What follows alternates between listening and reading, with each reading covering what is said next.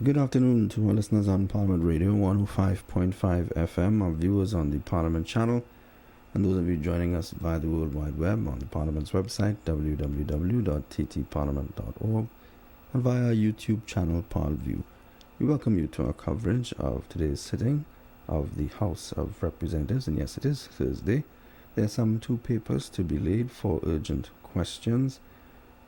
Debate is expected to continue on the motion to adopt the second report of the Standing Finance Committee and also the related Finance Variation of Appropriation Financial Year 2017 Bill 2017. It's, of course, a continuation of yesterday's sitting of the House of Representatives. We take you over now to the chamber. The Honourable the Speaker. We welcome you to the 33rd sitting of the House in the second session of the 11th Parliament that takes place on Tuesday, May 11th, 2017. Almighty God, we give thanks to you, the creator of the universe, and humbly beseech you to direct and prosper the deliberations of the members of this House here assembled for the advancement of your glory and the trust and welfare of the people of Trinidad and Tobago.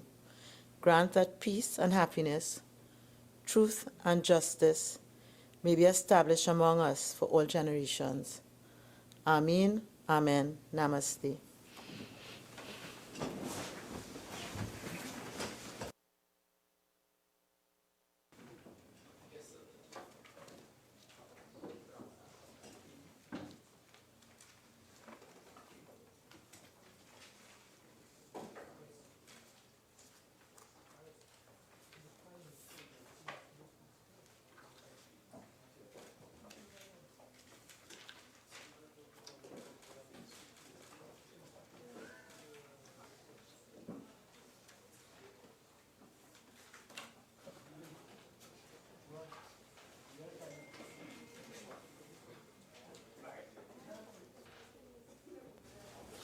Vote or affirmation, announcements by the Speaker. Honourable members, Mr. Faisal Karim, MP, Member for Shogunas East. Dr. Bohindranath Tiwari, MP, Member for Caroni Central. Honourable Stuart Young, MP, Member for Port of Spain North, St. Anne's West, have asked to be excused from today's sitting of the House. The leave which the members seek is granted. And honourable members, I just wish to inform you all and to also welcome on your behalf the presence of the presiding officer of the Tobago House of Assembly, Dr. Denise Sawyerfat Angus, and also to mention the presence of the students of the Pinal Secondary School. Bills brought from the Senate, petitions, papers. Minister of Finance. Madam Speaker, I have the honor to lay the following paper. The annual report and audited financial statements of the First Citizens Asset Management Limited for the year 2016. I beg to move that this paper be referred to the Public Accounts Enterprises Committee. Honourable members, the question is that paper 1 be referred to the Public Accounts Enterprises Committee. All in favour say aye. Aye. Any against? The ayes have it. The Minister of Public Utilities. Madam Speaker, I have the honour to lay the following paper on behalf of the Minister of Public Utilities. The annual administrative report of the National Maintenance, Training and Security Company Limited for the year ended December 31st, 2015. Thank you very kindly, Madam Speaker. Reports from committees, Prime Minister's questions, urgent questions.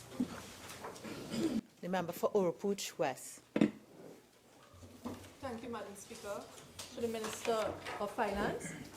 In light of calls by the 8 business chambers to defer the property tax date, has the Minister considered consulting with these chambers? Minister of Finance. Thank you, Madam Speaker.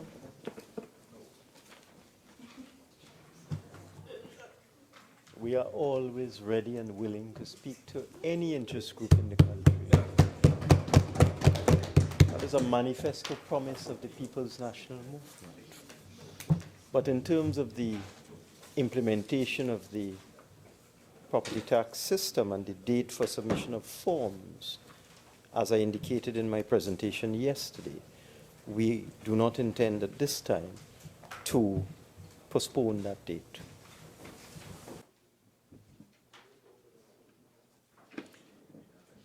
Member for Caroni East. Yeah. Well, then between now and that date, is there any, would you consider meeting with some or all of them between now and that date? Is that in your thinking? Minister of Finance. Thank you, Madam Speaker. I don't understand this thing about in my thinking. I'm responding to a question. The question had two parts. One had to do with a delay in the implementation of the system, and the other was a discussion with the entities, the organizations. And as I indicated, I'd be happy to meet with the organizations at any appropriate time, but that would not delay the implementation of the property tax. Member for Urupuch East. Thank you very much, Madam Speaker. In light of the response of the Honourable Minister, could the Minister indicate if any one person or any more than one out of the 248 persons to be recruited to assist with this project have indeed been recruited and trained? I would not allow that as a supplemental That was question. another question. Member for Couva North. Thank you, Madam Speaker. Given media reports of growing food supply shortages as evidenced by empty grocery shelves in Tobago as a result of transportation problems with the sea bridge between Trinidad and Tobago, could the Minister please indicate what specific measures will be implemented to immediately address this apparent problem? Minister of Works and Transport. Thank you, Madam Speaker. Madam Speaker, tomorrow, Friday, the Port Authority Board will be meeting with all the truckers to address all the issues related to the transport of cargo to Tobago. The management of the port, as we speak, are evaluating all the proposals that have been put to them for the replacement of the cargo vessels. And by Monday, they would make a recommendation to the board, which will then make a recommendation to the ministry. However, going forward, the Port Authority will ensure that stringent management methods are put in place to ensure that all foodstuff that has to go to Tobago will get priority at this time. Thank you, Madam Speaker. Couva North. Minister, in the interim, are there any plans to rent or lease a third vessel to alleviate these problems? Minister of Works and Transport. Thank you, Madam Speaker. As we speak, the port is evaluating all the options, which does include the replacement of the barge. And there are options on the table, and I expect a recommendation by Monday. Member for Couva South. Thank you, Madam Speaker. To the Minister, was the Port Authority Board of Trinidad and Tobago fully aware of the capacity of the Trinity provider when compared to the capacity of the Superfast Galicia in terms of transporting trucks between Trinidad and Tobago? Minister of Works. Thank you, Madam Speaker. The Trinity provider is not the only vessel that is transporting vehicles to Tobago. We also have the Atlantic provider. However, if you add both vessels, it will not equate to the capacity of the Superfast Galicia. However, we must recognize the Superfast Galicia was pulled from service, and what you had to do is to see what is immediately available and engage them. Thank you. Member for Princess Down. Thank you, Madam Speaker. Madam Speaker, through you to the Honourable Minister of Sport and Youth Affairs. In light of tomorrow's opening of the Brian Lara Stadium at Tarouba, could the Minister indicate whether there has been approval from the International Cricket Council for this facility? Minister of Sport and Youth Affairs. Thank you, Madam Speaker. Thank you, Madam Speaker. And the country is very pleased, first of all, to see that those on the other side from the UNC government is so interested all of a sudden in the Brian Lara Academy.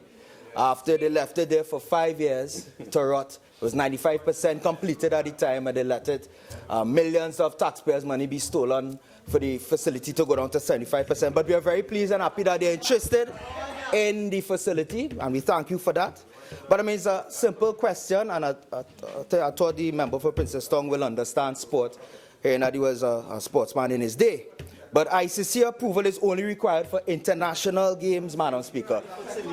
So it's a game, international players, yes, but it's not an international registered game. So I think that was pretty easy to answer. However, we have started the process, Madam Speaker. The West Indies Cricket Board, as you know, we just hosted the T20, which you had seen in the newspaper, got rave reviews. It was passed with flying colours, and the members of the West Indies Cricket Board, including Jimmy Adams, was here, and he was very pleased, and that process should be completed by July, Madam Speaker. Thank you. Member for Princestown. Madam Speaker, the Honourable Minister has pretty much admitted that there's no accreditation for the Brian Lara Stadium.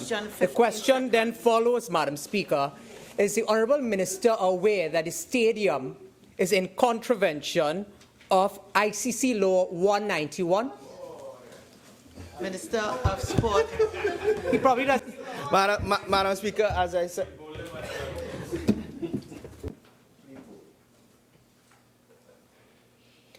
I would just remind all members, we have a very great opportunity based on some of the persons present in the House today to show the sort of decorum that is required of the House and that we are quite capable of.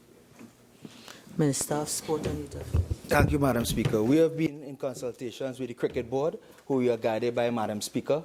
It's ICC regulations that we have already started the process. We're working with the WIBC, and that process, the whole process, will be completed in July, Madam Speaker. As you know, we're also talking to CPL to host the finals and the international tournament here as well. So well on our way to get that approval, Madam Speaker.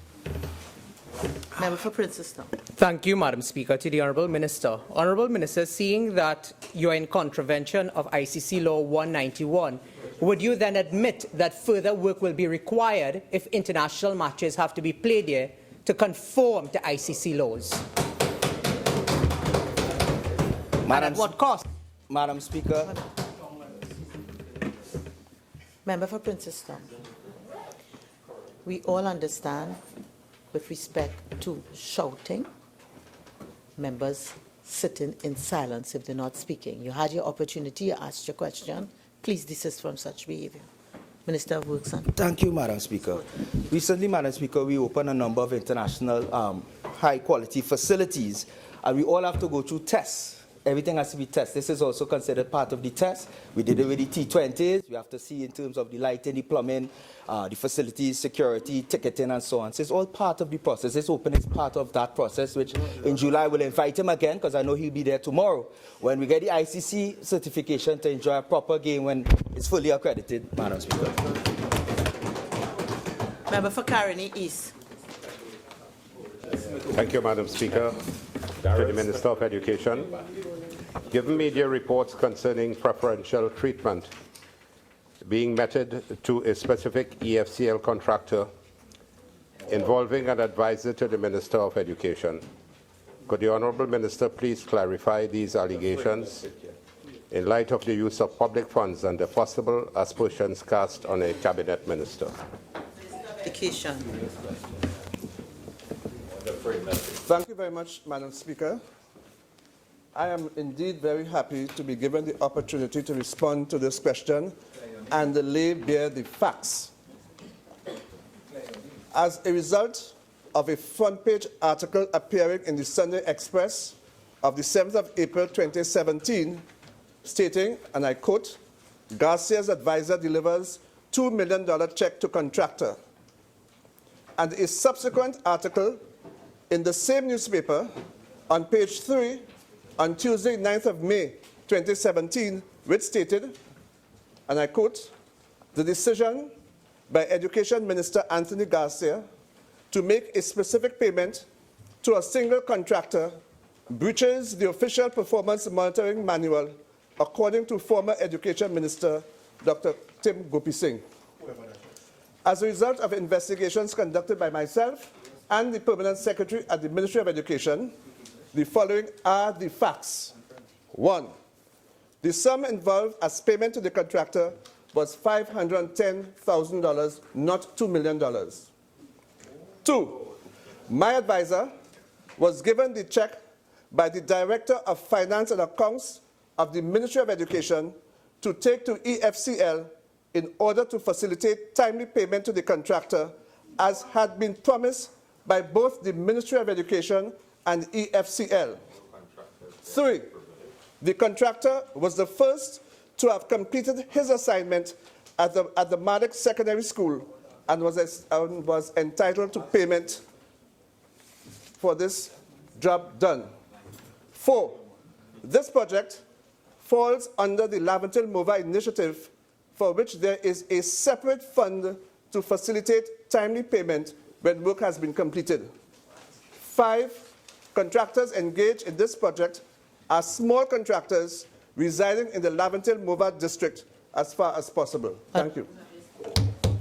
Member for Karen East.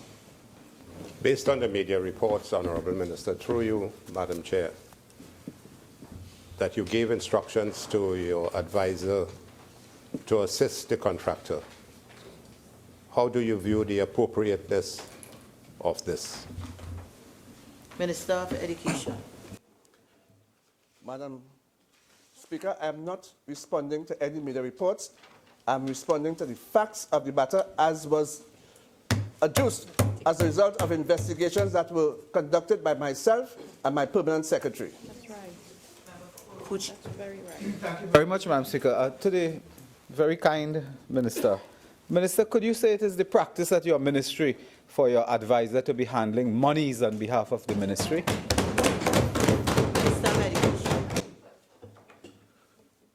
Madam Speaker, I think I already answered that question adequately. I stated, in order to facilitate timely payment, my advisor was given the check by the Director of Finance and Accounts of the Ministry of Education to take to EFCL.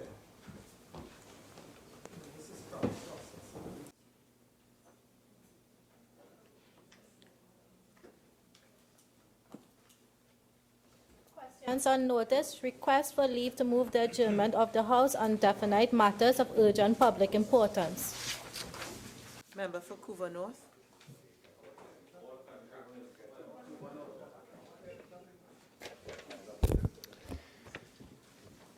Thank you, Madam Speaker.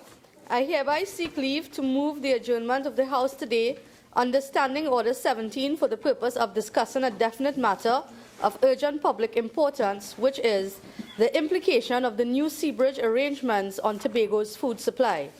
The matter is definite because there is a shortage of food stocks available in Tobago. As human beings, food is a basic need that serves as a fundamental requirement for our survival.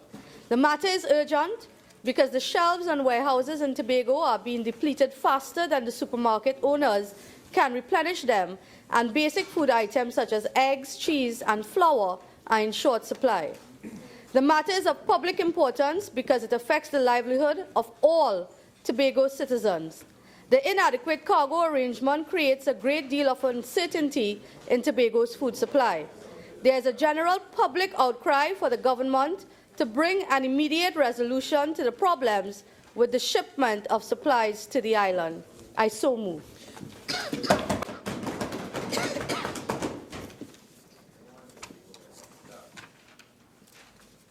Member for Couva South. Member for Couva South. I am being disturbed. I hope I wouldn't have to remind you.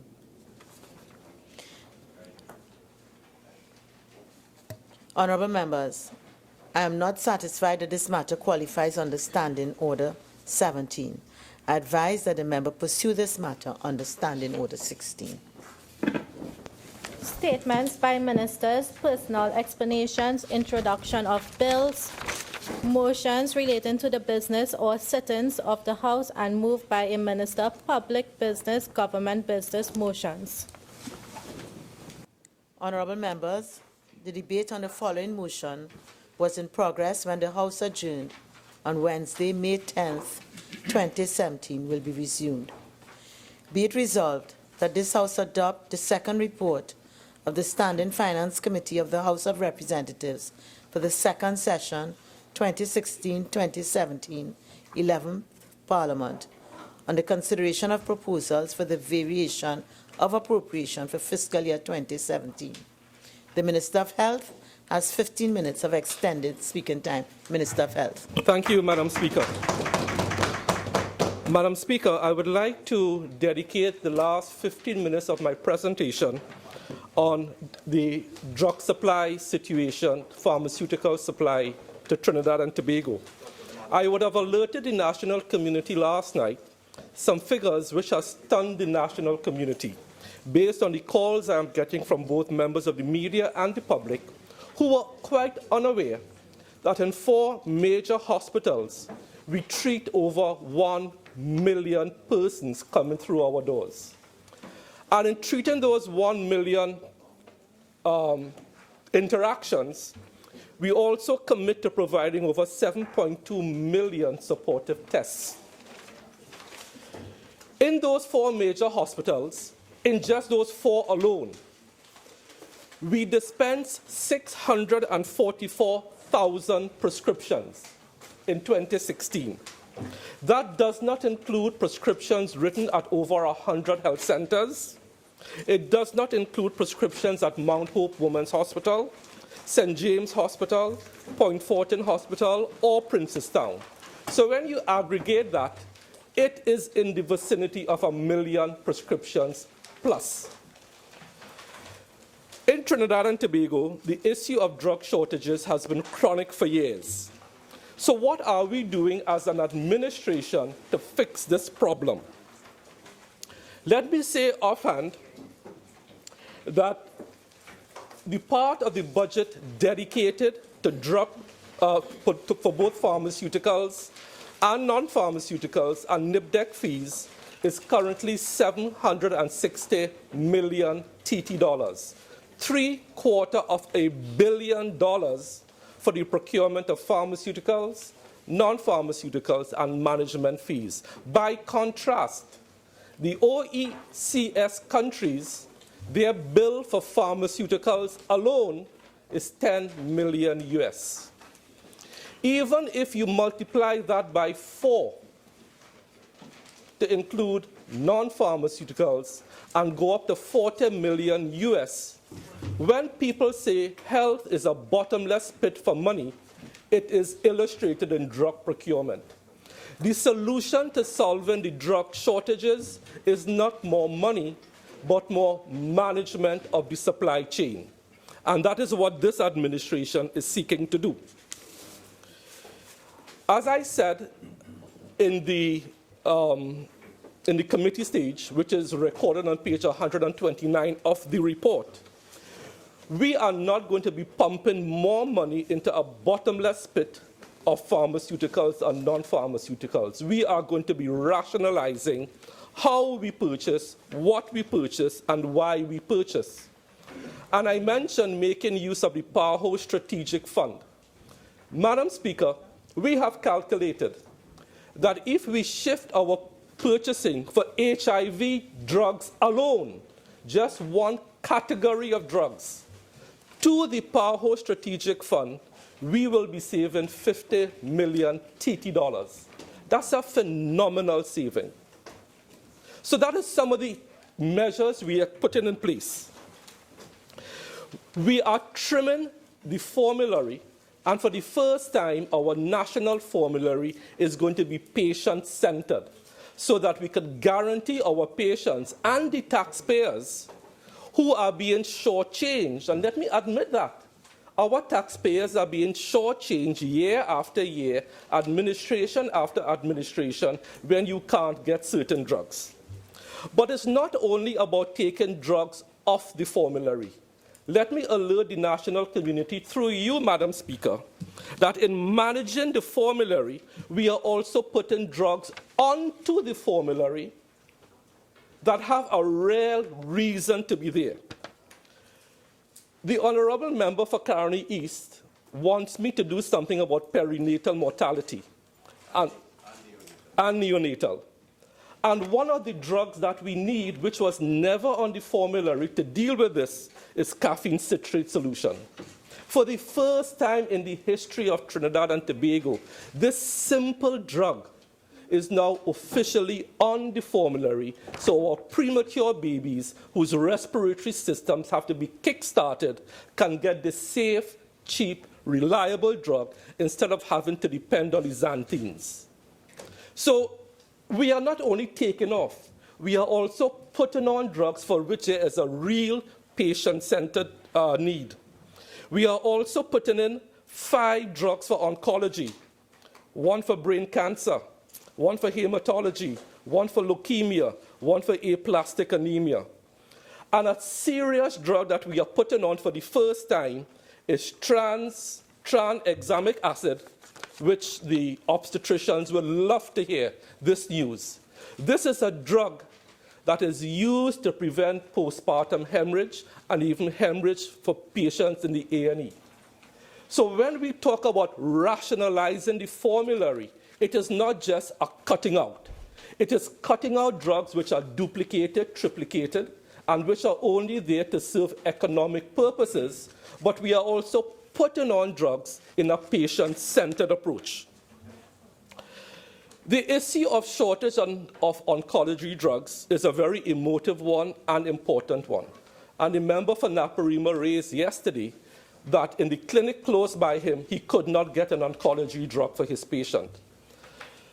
The issue about drug shortages has to be based on fact. Fact, and former Minister of Health, former chairman of Southwest, former chairman of Northwest, will tell the member for Naparima that not every drug that is on the national formulary is dispensed in a health center setting, especially oncology drugs. These drugs are dispensed in a more formal setting at the oncology centers and the major hospitals. But as I have this conversation with the national community about drug shortages, if anyone should simply go onto the internet and do a research on the shortages of drugs and oncology drugs, you will find this article from the Journal of Advanced Practitioner in Oncology.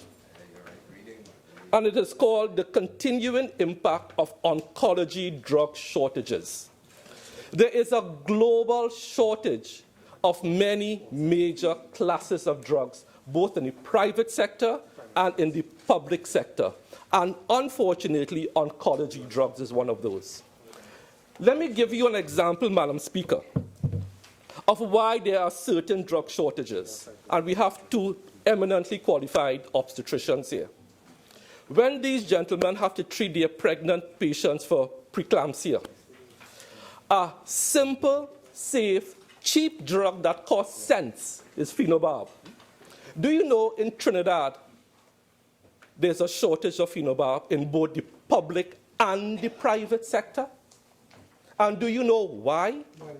Because it is not cost effective for the importers to bring in phenobarb, which is a penny for one, and have to go through all the regulatory hoops because it is a controlled drug.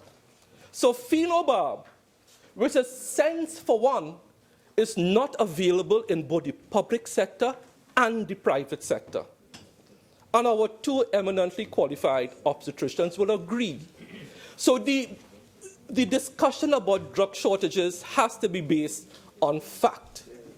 However, I am telling this country that with the changes we are making, we want to guarantee our patients a safe, cost-effective, reliable supply of drugs, and we are changing the way we procure drugs from this procurement cycle.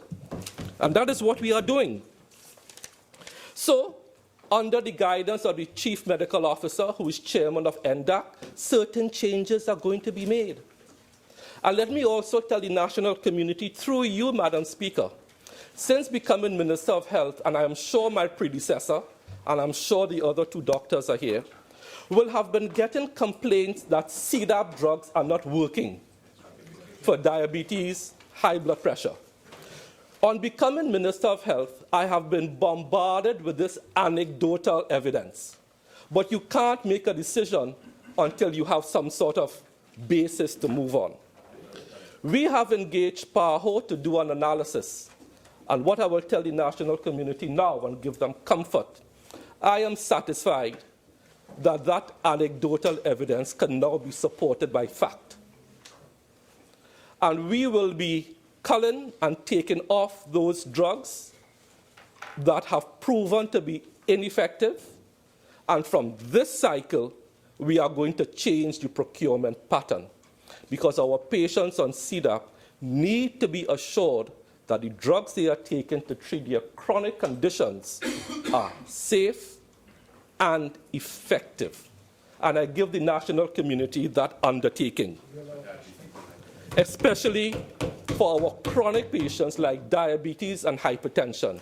The anecdotal evidence is overwhelming, but it is now backed by some sort of factual basis for us to act. What countries does the drug come from? Don't ask that. You really want me to say? Yes. India. Why do you want to say that? What is happening is that India has, hold on, India has very good generic companies, but they also have some, like anywhere else, that are not so good. And what is happening is that some of the drugs that has found its way into our supply chain are not even authorized to be sold nationwide in India. They are authorized to be sold in a state. So we are redoing the regulatory, we are looking at that issue. So I want to give the national community that commitment. I also want to explain, Madam Speaker, why there are certain other drug shortages from time to time. Madam Speaker, the pharmaceutical industry is like any other business. It's about making money. One of the reasons you have drug shortages globally and exacerbated in the Caribbean and Trinidad is because of our small size, and they don't want to sell to us. That's a fact. So you wake up one morning, Company A buys out Company B, and they shut down the Caribbean operations, and there's a drug shortage. In the past 20 years, Madam Speaker, the industry has consolidated from 60 pharmaceutical firms. Therefore, you have competition, you have innovation from 60 to just 20 in 20 years. That breeds drug shortages. Globally, you also have manufacturing problems. With no competition, lack of R&D focus. So I want to guarantee this country that we are changing the way we procure drugs from this cycle. It is not a matter of funding. It's a matter of using the money we have in a patient-centered approach where the only person to benefit from drug procurement are patients. And the taxpayers. And the taxpayer. I want to give our community that commitment. The only person to benefit from now in drug procurement is the taxpayer and the citizen of Trinidad and Tobago. Madam Speaker, I want to thank you for the opportunity that you have given me. We have spoken about our hospital building plan, drug procurement, and I want to thank you for the opportunity. Member for Barataria, Son. Thank you, Madam Speaker. Thank you, Madam Speaker. I want to thank the Minister of Health for that wonderful discourse. But a bit of housekeeping, Madam Speaker. In the Finance Committee, the former Minister of Education was kind enough to, what we term in Indian word, to Sohari, the Minister of Health of St. Joseph. Sohari means to love up, whatever. So I will, as the former Minister of Health, I want to take this opportunity to Sohari, the Minister of Education. He's not here. I want to thank the Minister of Education publicly for working on the San Juan Boys and Girls Primary School after one phone call. And he responded quite nicely. And I think things are in place now for forward movement. And for that, I'm thankful. So I always believe, Madam Speaker, is that when good things happen, you have to say it. And so my friend from Caroni East understood that good things happen to the member for St. Joseph, so he said it at the Finance Committee. Now, Madam Speaker, I want to say that I agree with everything that the Minister of Health has said from St. Joseph. But I would like to say also that that is how government, I believe, and I practice it, should be. When a government goes in, you put certain building blocks in place for the benefit of the population. And when another government comes in, they are supposed to build on those building blocks. So the foundation has to be built, and then you build as a house and a building, and eventually you should get a wonderful skyscraper. However, how things were in the past, one government came in, one government destroyed. Next government came in, next government destroyed, for basic, as they say, political interests. So I'm very glad, and I applaud the Minister of Health for building on the foundation that the People's Partnership left behind. And I mean it in no disrespect, because he started off yesterday, the minister started off yesterday speaking about the non-communicable diseases and the complications of non-communicable diseases. He went so far as to speak about sugar, salt, fats, and I want to increase oils. You see, Madam Speaker, when I was Minister of Health, I went in there as a surgeon who, as a surgeon, what you do, you just jump in, you fix, and you walk out. Never was I inclined to be what they call the medical part of the doctor, where you sit down, you analyze, and you look on. Worse again, policy-making decisions. And I was taught in the Ministry of Health that the policy of the whole is important rather than the attraction of a small area, which I'm a niche urologist. And then I went back into it and I realized that this NCD problem has gone back as far as when Patrick Manning, the Honorable Prime Patrick, the deceased Patrick, he was in office, and we had our CARICOM meeting in Trinidad, and he started off, he was the one who signed off on the NCD program and to look into NCD's program because of the World Health Organization. And the Honorable Minister of Health really and truly has gone on the foundation that we built. I took the mantle, and I think I was the first person to start speaking that sugar is the new poison, not fats. People were speaking about fats, and I started talking about sugar. Sugar being the new poison, and it didn't take root until I think recent. When people believe that low-fat substances, and they were usually high-sugar substances, causing the problem of obesity.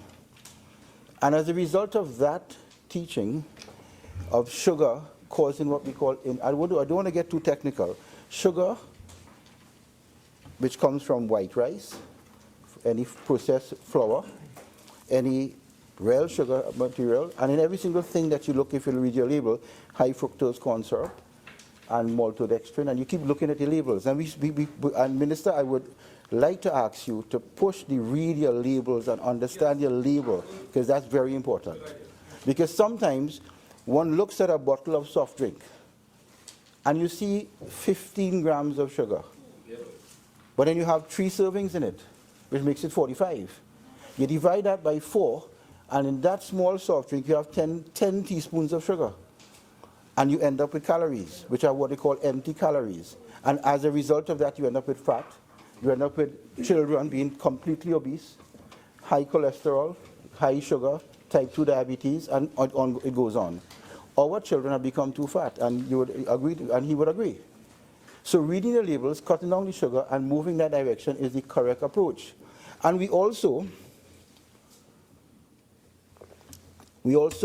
I spoke to the IADB, I think Michelle Fenty, she was at the time in charge, as well as Ian Huashu. And we came to the decision that we need to do something with the NCD problem in Trinidad and Tobago. And we came about with looking at the loans, looking at how we can use an IDB loan and project so we could decrease the NCD problem in Trinidad. Because the complications of NCD results in all the hospital stays, all the drugs we're speaking about, all the everything. And you say billions, and he's correct. Billions worldwide is utilized because of the simple fact of poor NCD management. And we started off with and I think Dr. Botiwari, the Minister of Planning, worked with the IDB, and we were able to put a system in place. And I see it has taken fruit, and it's starting to move, and the Minister mentioned it. So it's a foundation that was built by the, as I said, People's Partnership, and we take ownership for that, and the Minister can take ownership for moving it forward. And we hope, I hope, Madam Speaker, that in this day and age, people will understand that we're not trying to force our ideology on them.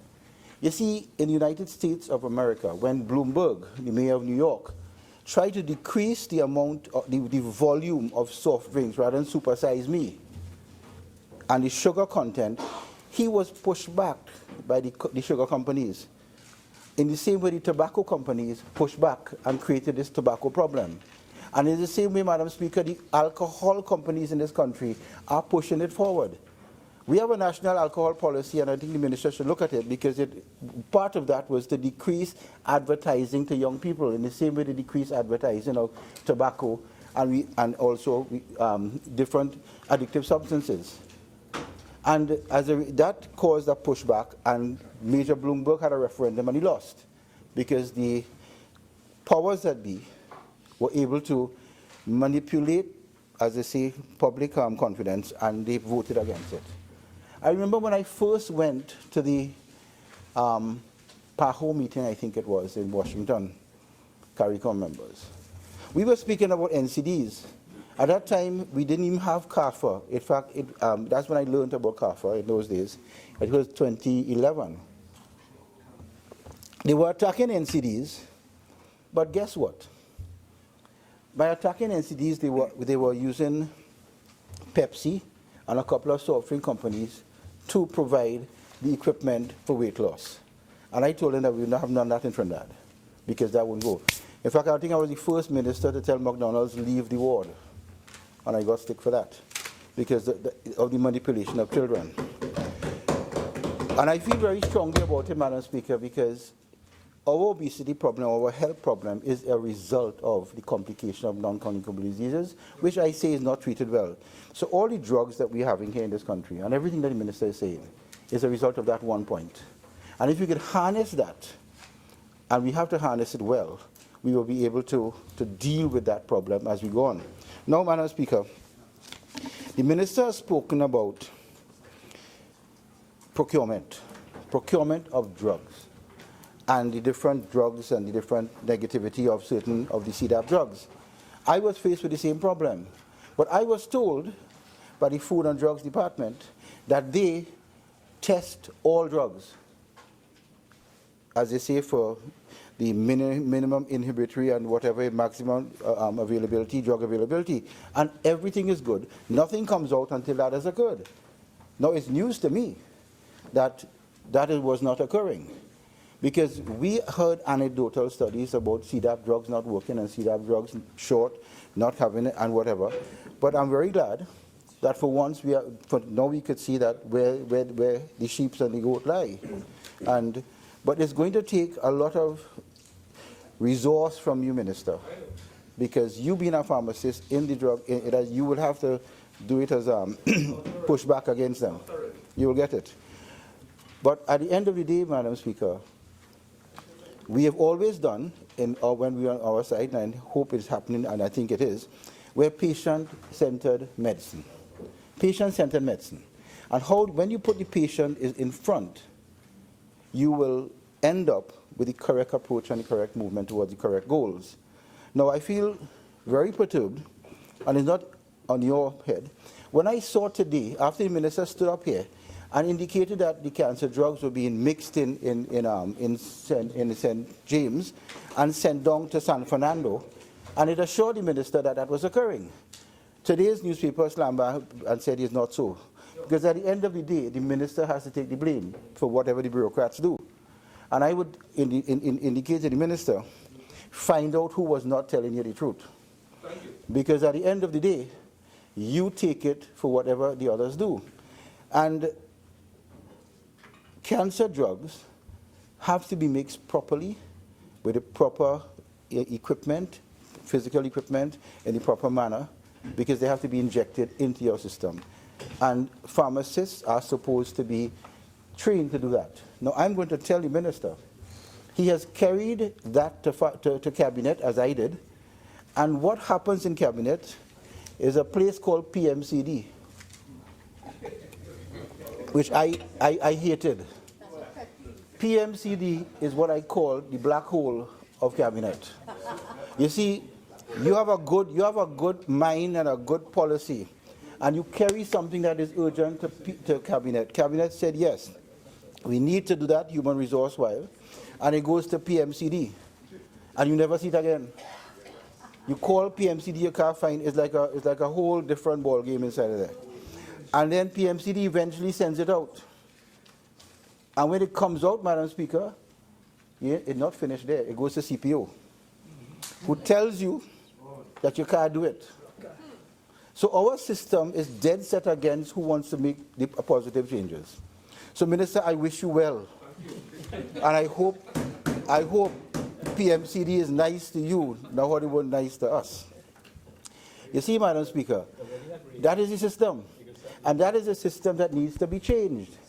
In the same way that I heard the Honorable Prime Minister make a hue and cry about how nothing is happening, you can't get this, you can't get it, because of the same system. And when you talk about CPO, I go across, Madam Speaker, to RHAs. RHAs in this country were designed in 1994, I think it was. Yep. 1994. And we were telling them that the RHA is not going to be as effective as they think it would be. Because the Ministry of Health has what they call line areas, line systems. Blood banking, this, that, whatever you call it. Drug procurement. But the RHAs are supposed to be corporate bodies, and they have to do what they have to do to develop the patient care. And the minister said that he thinks the RHAs should have the same salaries because Tobago is poaching the RHAs of the South, so that's why he lost a pharmacist. That is furthest from the truth. The RHAs are supposed to be doing everything for the RHA to work. And if the RHA is supposed to get a pharmacist, the RHAs has to poach it from another place. And if somebody has to poach it from another RHA, you have to poach. And the only way you could poach is by giving a high salary. But yes, Madam Speaker, once you offer a high salary for a service that is needed, let's say neurosurgery, pharmacy, up comes the CPO and say you can't do that. So you're now stuck between a rock and a hard place where you need a special, yes. Would you give me, please? Thank you.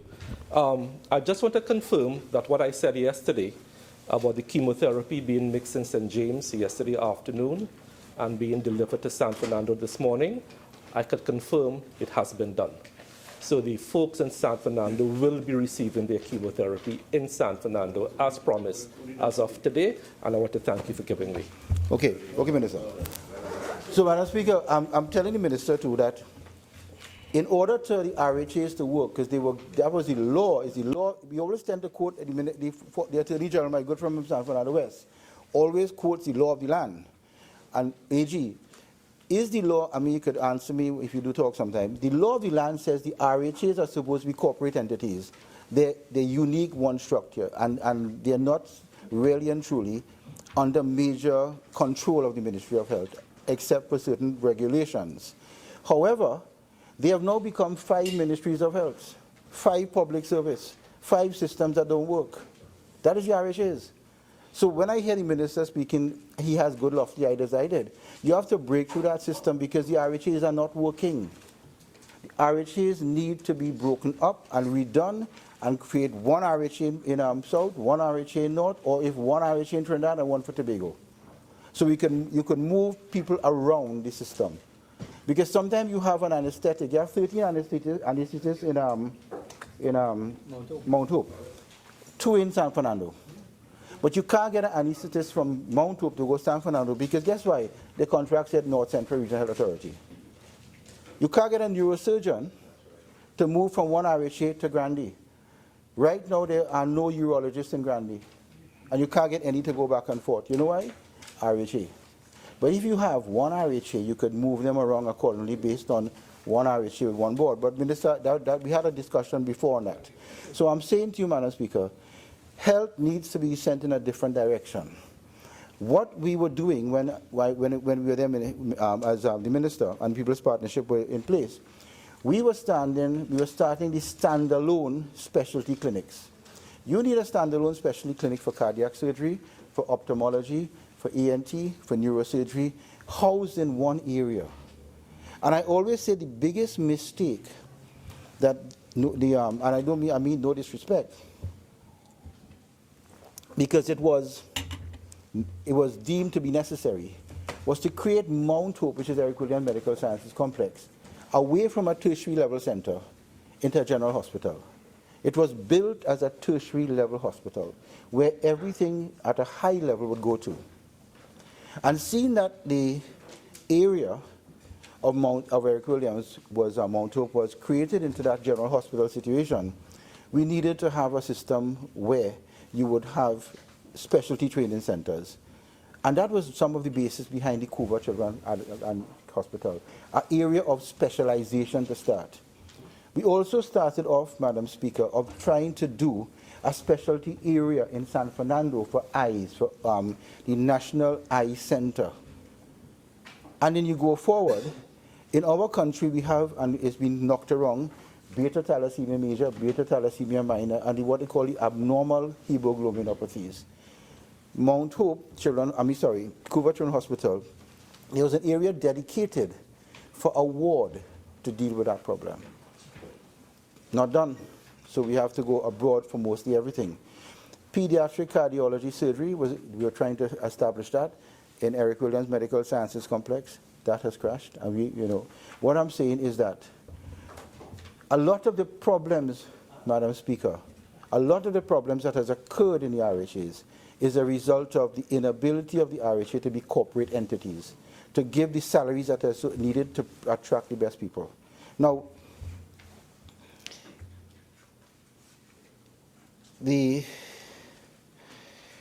I've seen the Prime Minister yesterday or the day before yesterday speak about Port of Spain. The central block in Port of Spain is problematic based on earthquake problems. We had studies done, and I think the Minister will have seen it. We had studies done from UE and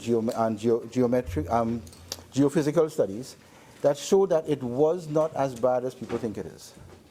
However, it needed to be changed.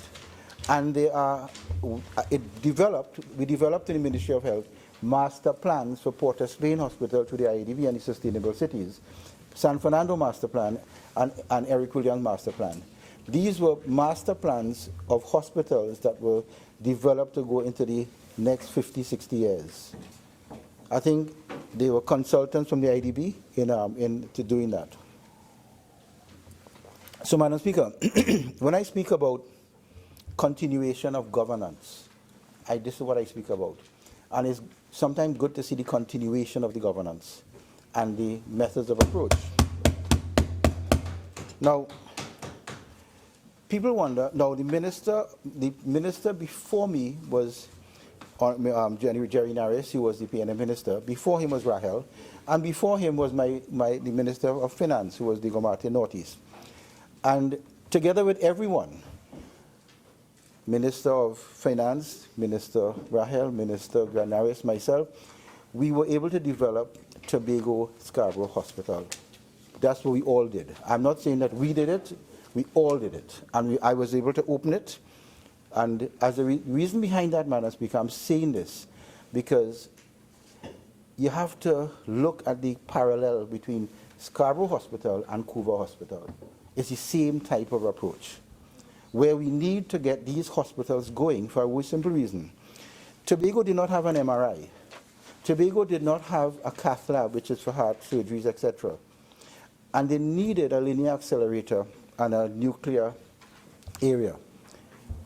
We were able to put up the cath lab and the MRI. Tobago has that. It works quite nicely. The nuclear linear accelerator is still on the drawing board. Now, why were we doing this? In Trinidad, we have all of that. Scuba Hospital, they have all of that, except the linear accelerator, which is going to be in the oncology center. We were hoping to produce what we called educational tourism. Because people talk about medical tourism, they talk about all kinds of tourism. But you see, educational tourism is a tourism that will bring a lot of foreign exchange into this country by teaching, people coming to learn. And our offshore medical schools, Madam Speaker, is big business. Grenada, St. Lucia, Dominica, all these countries who have no good clinical services as we do, have all offshore medicals or medical school. And we were hoping to attract offshore medical schools to Tobago, so they won't have to depend on the normal run-of-the-mill tourist. They'll have educational tourism. Also in Trinidad and Tobago, offshore medical schools to bring in foreign exchange. And that is the part that we are taking. And I would ask the Minister of Health and the Minister of Finance to look at that, because it is a good foreign exchange earner. And from there, we attract specialty services, as then we would have attracted the cream of the crop and bring in medical tourism as a result of that. So when you're waiting for PPPs to open a Cuba Children's Hospital, you're denying the country, you are really denying the country the ability to make good to foreign exchange. Now, Madam Speaker, I would like to also speak a little bit about the specialty services, specialty making of a specialist in this country. And I want the Minister of Health to take note. Two things. The Medical Board of Trinidad and Tobago are denying registration, full registration, to young doctors who have finished internship and they have no positions in the ministry or in the hospitals. There are close to 200 of those doctors sitting outside right now, approximately, and more will come out in the next circle. The medical board only gives full registrations to those coming out of UE, whatever UE. Those coming from Grenada, which were doctors that we sent to Grenada, have to use 3 years before they get their full registration. Now, what I've asked the medical board to do, and as well as the minister who is in charge of the medical board, could have discussions and indicate to the medical board that full registration can be given to these post-internship doctors, because it's the same level as those coming out of UE. They have the same training and the same action during internship and the same sign-off, but under guidance. And they could be absorbed, Minister, in the private sector. And the private sector can train these doctors and treat, and as well as allow them to get their full registration. Now, Madam Speaker, tying in to the system of the RHAs and the specialty service, University of the West Indies, they have specialty training. And as a result of that, Madam Speaker, what they do, their specialty training is only for a confined few, whereas opening up the whole system would be ideal for bringing specialist training sessions into this country. So I asked the minister to do it. And you see, the Minister of Finance did not give us any idea about income generation. The income generation the Minister of Finance spoke about was tax generation, tax movement, property tax, etc., which is law. But I would like to ask him if he could look at the whole thing once more. And property tax, if there's some way that he could do the property tax, even if it's a level, different levels of property tax for different levels of income. And people who cannot afford it with means testing will not have to pay property tax, Madam Speaker. So if you cannot afford it and certain means testing take place, you won't have to pay a property tax. Whereas those with higher incomes can pay more property tax, and you could look at it in that manner. He's laughing as usual. Laughing at everything. Look at it. Now, Madam Speaker, I just want to touch one thing. I want to touch a little bit about, to the Minister of Finance, The Minister of Finance, I've asked you, and I'm asking you publicly again, two things. One, income generation. Madam Speaker, you know there's a virtual world outside there that you can't see? Internet world. On that internet world, you have what they call apps. You have Uber app, you have Airbnb app, you have every app you can think about. People buy and trade. In fact, what's coming now, Minister of Finance will tell you, is bitcoins, which is cryptocurrencies. And they'll move away currencies eventually. And he always laughs at me. I remember in 2000, when he was in government, sorry, the minister was in government, I asked him, why doesn't he think about teaching Hindi and Mandarin? I know the Minister of Finance told me that day, he was what I forget what he was, what minister he was. He laughed and he said, look, you have a Chinese on your side, which is Mr. Yet Ping. Nowadays, China is taking over the world and so Mandarin. So I'm cautioning him that bitcoins and cryptocurrencies will take over this world. The internet is a place that you could make billions of dollars. Amazon is $1 billion company chewing up all the brick and mortar companies. So I'm saying to him, we need to get merchant accounts in this country, rather than our young people sending all their money from their apps to PayPal and US and the United States. So I'm telling the Minister of Finance to look into the development of merchant accounts for us to earn proper foreign exchange. Now, there is going to be a serious run eventually, Madam Speaker, on cryptocurrencies,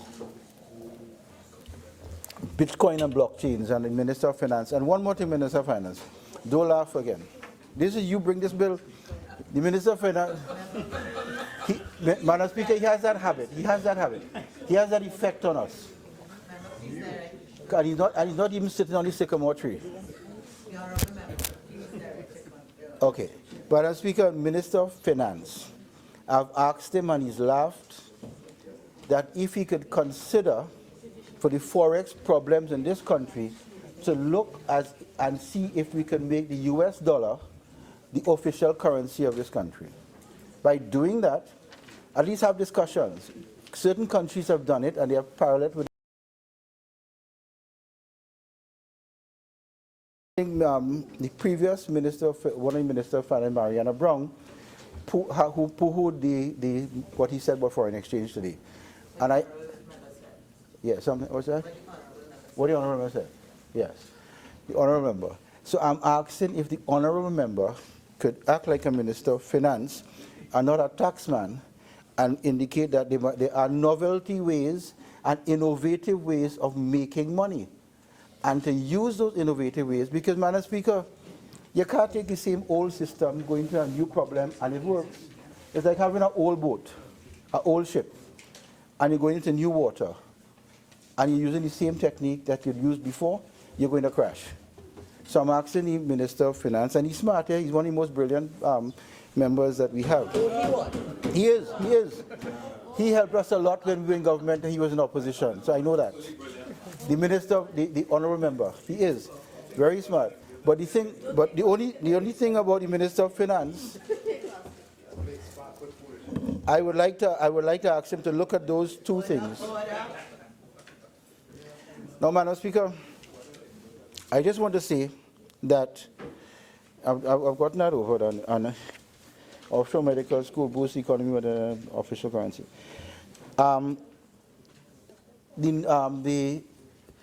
We had, when we were in government, there was a problem with nurses in this country. We did not have enough nurses in the country because most were migrating. And as a result of that, Madam Speaker. Your original speaking time is now spent. You are entitled to 15 more minutes if you intend. Please proceed. Madam Speaker, thanks a lot. Thanks to the House for granting that. Madam Speaker, when we were in office, we found out that the nursing pool was decreasing, and those who were in the nursing pool were migrating. And there was a 50% failure rate occurring. We came to Cabinet, and we were able to pass the Nursing Personnel Act, and as a result of that, we were able to have the nurse intern. But where I want to go, Madam Speaker, long ago, when somebody had to go into nursing, they would go to England with no O-levels, no any, whatever it was in those days, and they would become nurses based on writing exams and working in the system and writing exams, and they became full nurses, RNs. We put a system in place when we were in government.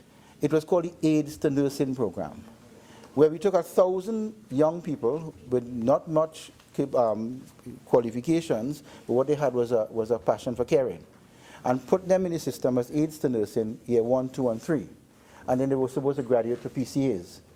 What has happened, quite a lot of those young people are coming to my constituency office and indicating that they have been thrown out. They no longer have jobs, they're no longer in the system. And I know, Madam Speaker, that the Nursing Council and the TTRNA was against me doing that. They thought I was watering down the brandy. No advancing, no nothing. And I'll tell you something, Madam Speaker. The last British government under Theresa May, when she had the Secretary for Health, he took that same system in place. 1,000 young people, putting it in, I thought it was a mirage what we were doing. And he started off the system where they would be able to work up to RNs. So I'm asking the Minister of Health to look at that, because what these young people were doing, they were working the system, and people on the wards had people to see about them. We also had a system in place where they would transfer to PCAs, patient care assistants, afterwards, and hopefully ENAs and then RNs. That system has collapsed, and I asked the Minister to look at it. Now, Madam Speaker, there's a serious problem with diabetes in this country, and we talked about NCDs.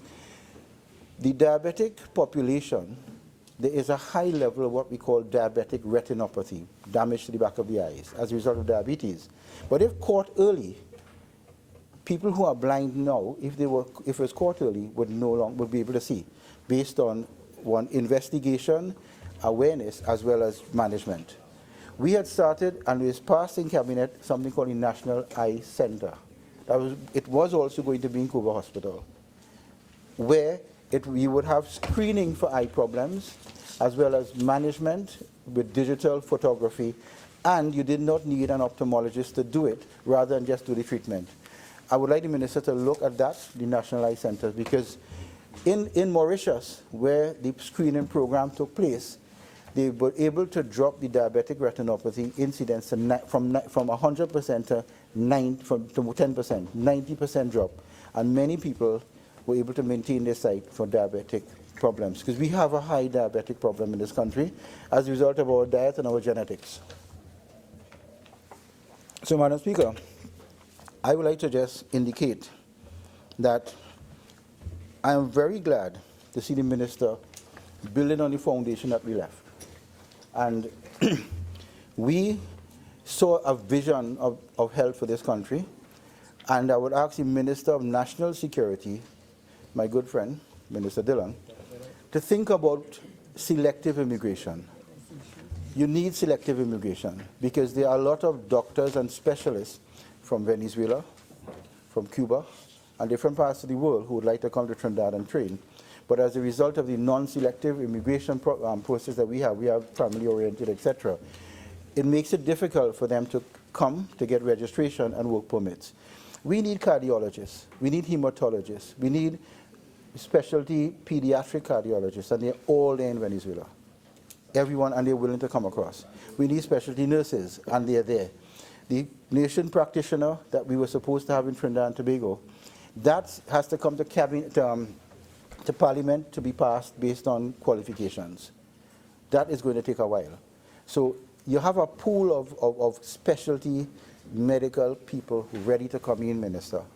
So when I say selective immigration, I mean you select. There's no harm in that. The United States does it, Canada does it, everyone does it. They select based on points about what they need. There are pharmacists that are necessary in this country that we need here. There are lab technicians, there are biomedical technicians. The whole health sector needs to be taken care of, and you have it. It's just that you have to change the thinking process. So, Madam Speaker, I just want to talk, go on one point. Blood banking in this country is a mess. And I'm very glad Dr. Charles is taking the mantle to see what she could do. But the problem with blood banking in this country, and I'm telling you, our minister, is that The chit system is one part of it, but what happens when people leave their jobs to go and give blood in the blood bank? There's only Port of Spain, I think San Fernando, or San Mount Hope. They have to sit there and wait and wait. And after like 2 o'clock, the nurses indicate they're not taking anybody else. So the blood banking time needs to be increased. We had put a system in place, and it started to work with the Friends of the Blood Bank for 24 hours, and also 7 days a week, Saturdays and Sundays. And I urge the Minister to look at that. The Friends of the Blood Bank, coupled together with the blood banking system and the nurses, and the phlebotomists, because when you need blood in any part of this country, it's a problem. It's a real problem. And the only time you understand it is if your family needs it. And as a result of that, Madam Speaker, we are supposed to have something like Cuba, where people donate blood on a regular basis, but you have to have a place for them to donate blood too. If you have to go and donate blood, you have to go and take a chit, stand up in line. If you reach 8 o'clock, you're too late, because they have people going on until 2. This has to be a 24-hour system rolling over to anybody could leave their job or stay at their job and go and give blood when they're not working. You don't have to spend the whole day waiting. The other thing we were doing, we were looking at the public-private partnership and privatizing some health offices where they could have standalone areas with telehealth and telemedicine. So people could go to these health centers and speak to doctors in a remote area, as what they do in a remote system. So that was our vision for health, Madam Speaker. Now, the Minister has indicated that the maternal mortality has dropped. Grand. But I'll tell you this, Madam Speaker. This book, the report of the Maternal Services Review, put in place in 2011, and this report is May 10, 2013, and it indicated, the executive summary, that the Ministry of Health should take a lead role in the following, and I say 1, creation of a Director of Women's Health, including maternal and child health, and the Ministry of Health to provide leadership and policy formation, creation of a post of clinical risk coordinator, and it goes on. We put 90% of these systems in place, and I'm very glad the Minister of Health could stand up here today and indicate that the maternal system and the maternal mortality rate, infant mortality, has decreased, and we are thankful for that, because it's just a matter of continuum. It's continuum. I'm not taking the kudos for it. I'm just indicating this was put in place, and other new ideas have been put in place, because I understand Dr. Surjit is the Director of Women's Health, and he was partaking was on this review committee. So at the end of the day, Madam Speaker, continuance of governance, the only person that people that benefit is the population. Non-continuance of governance, the only person that will suffer is the population. So, Madam Speaker, with those few words, I just want to say thank you for allowing me to contribute, and it was a pleasure. Thank you.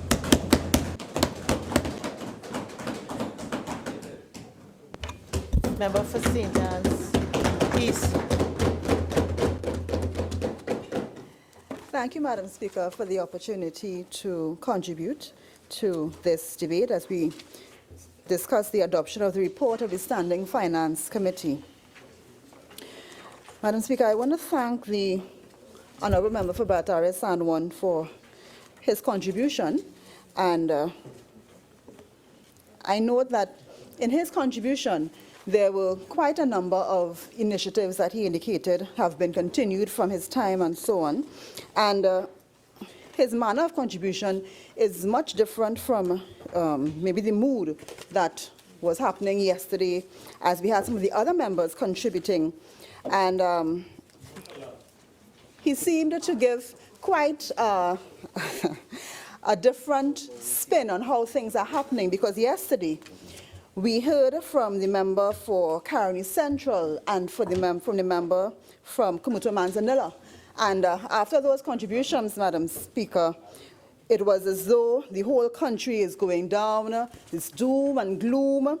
We heard that the government has lost the confidence of the country and its investors, and we're hearing this, and we're hearing that the poor were giving up. working people losing hope, middle class in disbelief. These are some of the things that we heard, and so it was very good to hear the contribution from the member from Barataria San Juan. But as we consider those other contributions, Madam Speaker, I want to put it on the record that the Prime Minister stood in this very honourable House and indicated that BP in April 2017 agreed to invest $5 to $6 billion in Trinidad and Tobago over the next 5 years, all right, committing to drilling and so on in this country. And also, there were very fruitful discussions with Shell and with EOG and Exxon. And so, contrary to what we heard yesterday about the government losing the confidence of investors, it seems, Madam Speaker, to me, that it is the exact opposite, where the government is being recognized for its contribution, and so we are getting the support of our overseas investors in the area of oil and gas, which is very important to the revenue of this country. And so, you know, as we went along hearing from the other contributions, we heard about schools not finished and other schools not completed. And, Madam Speaker, we are here discussing the report of the Standing Finance Committee, where the Minister of Finance is on record as stating our challenges with revenue and so on. And I want to just indicate that as members of Parliament, we all have things in our constituencies that we would like done. Even with all the money that we could believe that we should have, there will always be things that can be done and need to be done. For example, I was in my constituency yesterday, and we were discussing 2 early childhood centers, one in Maracas Valley, one in Maracas Bay, that also have not been completed just yet. But it is clear, and the Minister of Education also elucidated, the importance for placing priority on certain projects because of our situation with reduced revenue. And so each one of us has to, of course, understand this and convey this to our constituents. And we know that the Minister of Education and every other minister is doing their very best to deliver to each area of this country the infrastructure, the projects that are needed as we serve the entire country. So I want to give the member for Caroni Central in his absence and the member for Kamutu Manzanelli the assurance that each one of us are working for the good of this country. And though everything can't be done exactly at the time we would want it done, that does not mean that priority is not being placed on ensuring delivery to the citizens of Trinidad and Tobago. Madam Speaker, as we consider this report, the Ministry of Community Development has been allocated $493,565,700 in the budget of 2017, which represents a 32% decrease in the allocation from 2016.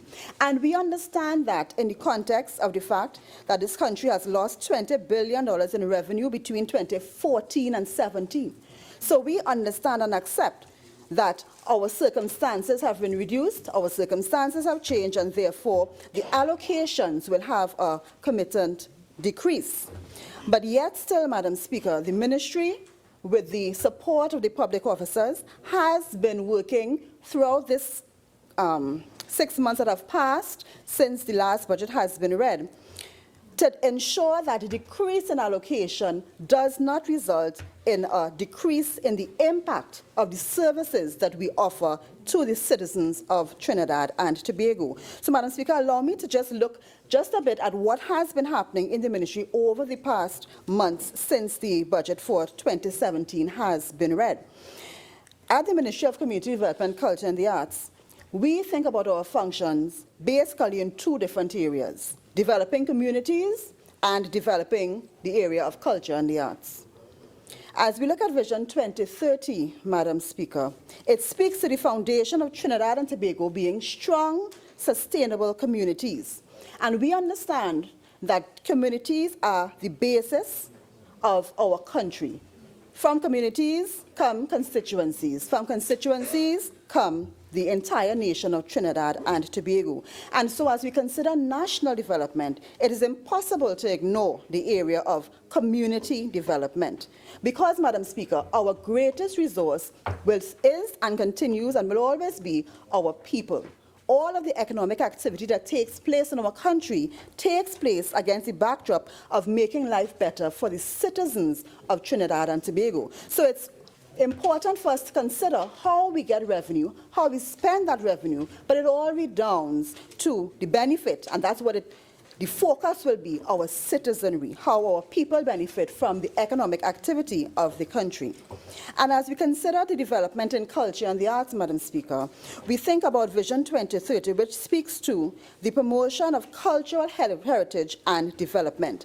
So this whole area of developing communities and developing culture and the arts, they are separate concepts but yet interconnected, and as I develop into what's happening in the ministry, we will see how these two concepts come together.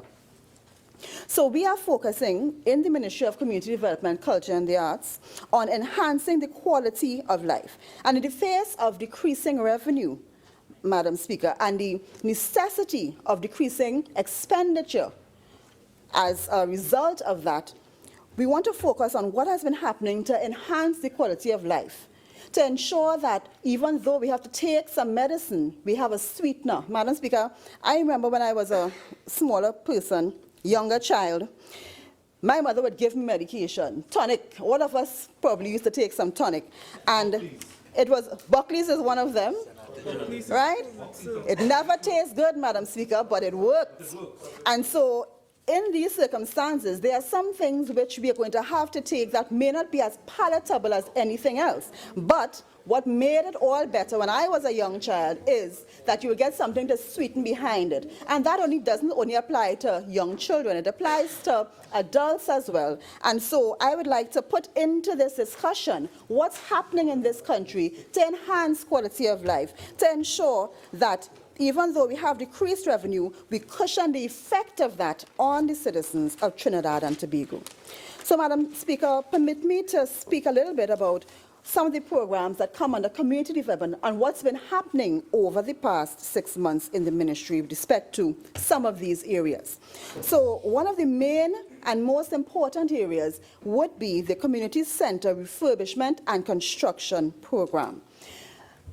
Madam Speaker, there is no member of parliament representing a constituency who does not understand the importance of a community center. And there's no community who does not want a community center to be constructed in their area.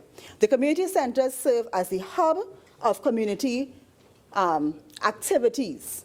This is where the community comes together and they do things to increase the community bonds. Madam Speaker, we have embarked on a very aggressive community center construction and refurbishment program. And we have been addressing some of the community centers that have lain neglected over quite a number of years. And I want to mention some of them because they exist in some of the most densely populated areas of our country, and they really have affected the lives of the citizens in those areas by not being completed.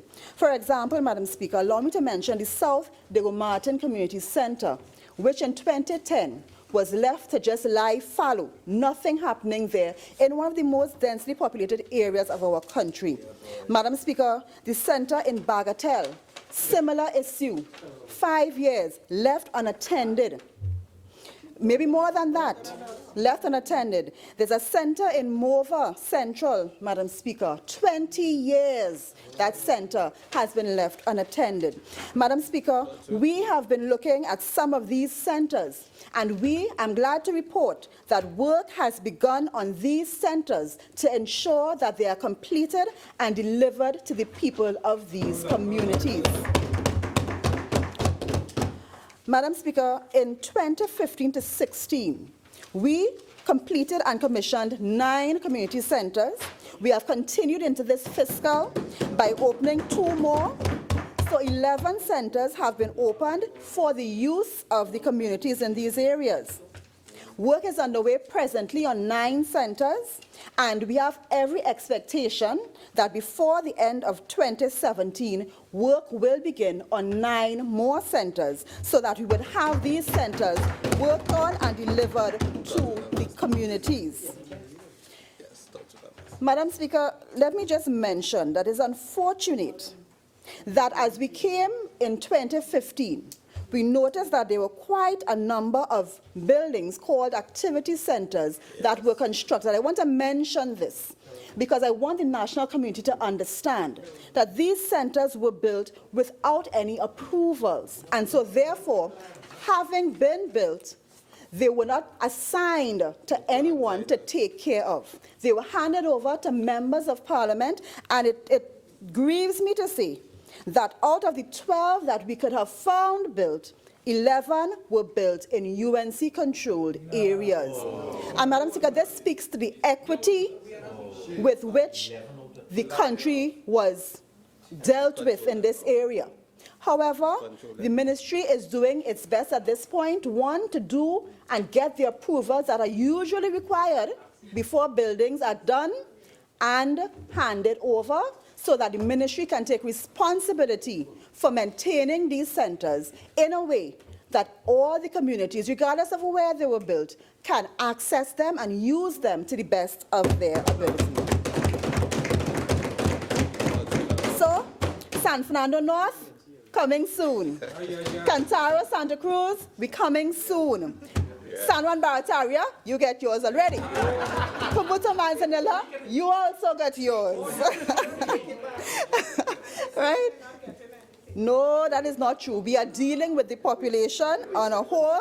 Gasparillo open, aggressive program serving the needs of the communities, and we have to ensure as well that those who were not receiving what they needed to receive, that we deal with that and we ensure that every community is treated equitably.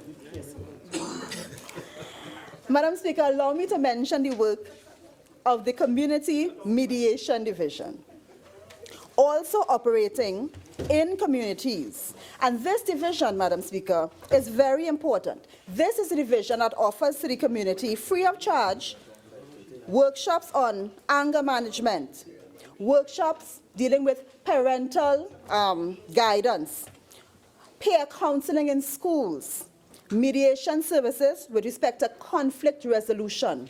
This department has been doing yeoman service to this country in all of the communities, also in the schools. It's involved in St. Michael's School for Boys, St. Jude's Home for Girls, doing excellent work, helping people to resolve conflict, deal with their anger, and to be able to have a sense of peace in their communities.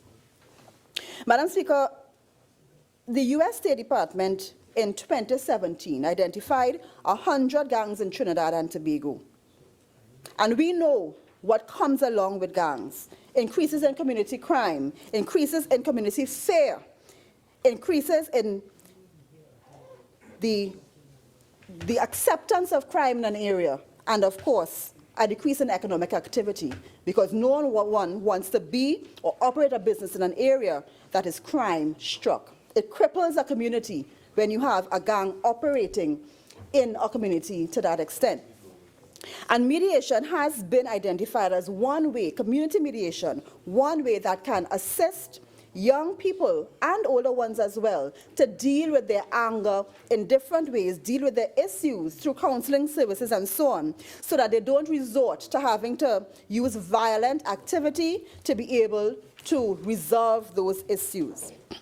What we have done in this area, Madam Speaker, we have just embarked on a community mediation sensitization series, because even though the mediation department sees thousands of persons during a year, and these are thousands of incidences, we realize that in some of the areas where it is needed most, we don't have the people coming forward for the services. So what we have done is that we have written to all 41 members of Parliament, and we have indicated to them that the Community Mediation Division wants to come into the constituency to have a session where we can sensitize members of the community as to the services that are available to them. And so we are rolling this program out constituency by constituency. We've already begun in one constituency. I think the member for W. O'Meara contacted us and got a date and has had a session. And we are rolling this out to educate communities about the services available so that we can have members of the community knowing what they can access for free, of course, and that can redound to the community's benefit, as we can see a reduction in community violence, where neighbors against neighbors, with violence within families, we can see a reduction in that if we can get persons to access the services of the Community Mediation Division. And so we look forward to that series going out throughout the country, and I want to encourage all MPs who have not yet contacted us to be able to get this service. We will be reaching out to you to be able to bring this service to your constituency and your constituents. Madam Speaker, allow me to speak briefly on the community education programs that have been a staple of our environment for many years. These programs are where skills training are carried to the communities. So they happen in community centers and so on. And what the skills that are offered vary. There are many different skills: dressmaking, drapery, tiling, small engine repair, bartending. And it depends on what the community expresses a need for, that service is offered. The skill training is offered in the community. So it is geared towards the development of the particular and specific communities. Madam Speaker, each of these courses do a display, and last year there was Community Development Day, where the regions, all the classes in the regions came and people were able to display their wares, what they learned, ceramics, tiling, and so on. And I can tell you for a fact that the level of training offered to these community members free of charge is really amazing. A lot of the tutors give more than they are paid for, and they really turn out a high level of work. Once the person who has been taking the course is interested, the service offered to them is really a sterling service. And what we have done is put in a entrepreneurship module to many of them. So it allows the persons to go from the artisan straight up now to the entrepreneurship level, because we are trying to encourage cottage industries. We are trying to encourage the community members to learn how to fish rather than to just give them something, so that they can walk away as a micro-entrepreneur going forward. Again, Madam Speaker, we are speaking about how we are using our allocation over the past 6 months to enhance the quality of life in communities, how we are mitigating against the reduction in our revenues, but still offering quality to those in the community. Madam Speaker, allow me to speak about the Best Village program. Many constituencies. And I want us to think about how many countries in this region, and I dare say the world, have a free arts training program for young people brought to communities that has been running for 54 years. I don't know how many other countries can boast of having this as a program.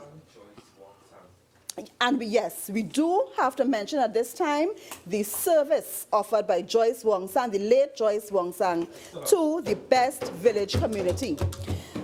Madam Speaker, this is an avenue where thousands of young people every year immerse themselves in training in the arts, in community life, regardless of race or creed. And over the years, this program has developed to include areas which were not traditionally there. However, in response to society's needs, it has developed. And I want to mention that this year, for the first time, the spoken word category has been featured in the Best Village program.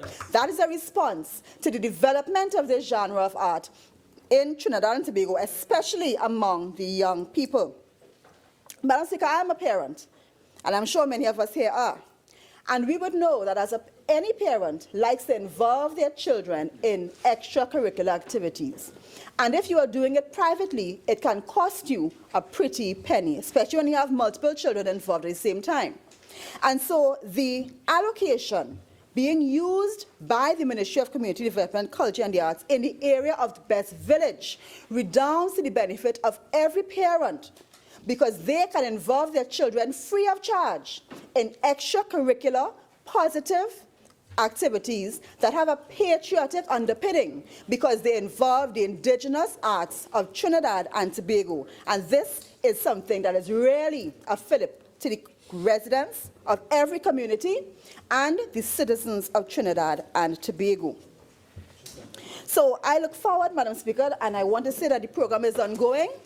Again, delivered to every member of Parliament has been a schedule, is available on the website, and so on. Many members of Parliament have their groups participating, and we encourage the community to come out and support your groups and support the Best Village program as one of the best programs that allow for young people's development and allows our young people, again, to be grounded in the culture of Trinidad and Tobago.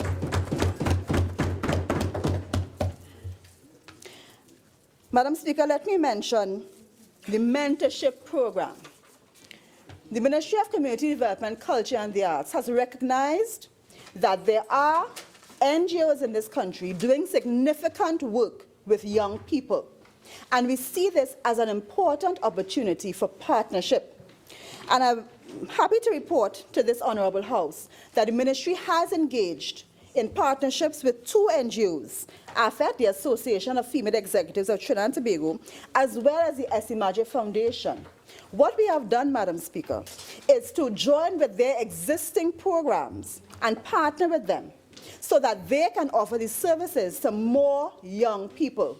And what they do is they deal with young people under the age of 18, girls and boys, and they pair them with people who can assist them along life's path, with people who have developed the skills of dealing with life, dealing with problems, overcoming hurdles, and they pair these young ladies and young men with them so that they can interact in an intimate way and get that knowledge transfer happening.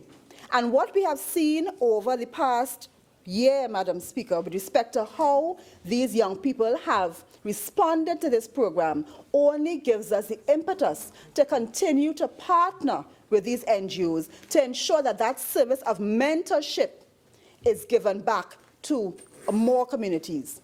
And in many cases, the mentors do this free of charge, and they do this to ensure that the skills they have learned and their benefits from this country are passed on to young people who can benefit in similar ways. And what is interesting is that even after the program has ended, the contact between the young people and the older ones are maintained. So there's this constant link to allow for more knowledge transfer, to allow for more young people to be able to benefit from the experience of the older ones. And so we are happy to have those partnerships ongoing.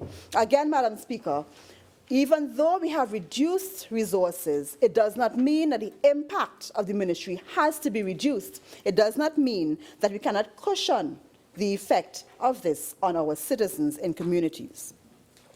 Madam Speaker, allow me to turn now to what we have been doing in the area of culture and the arts to develop the areas of culture and the arts.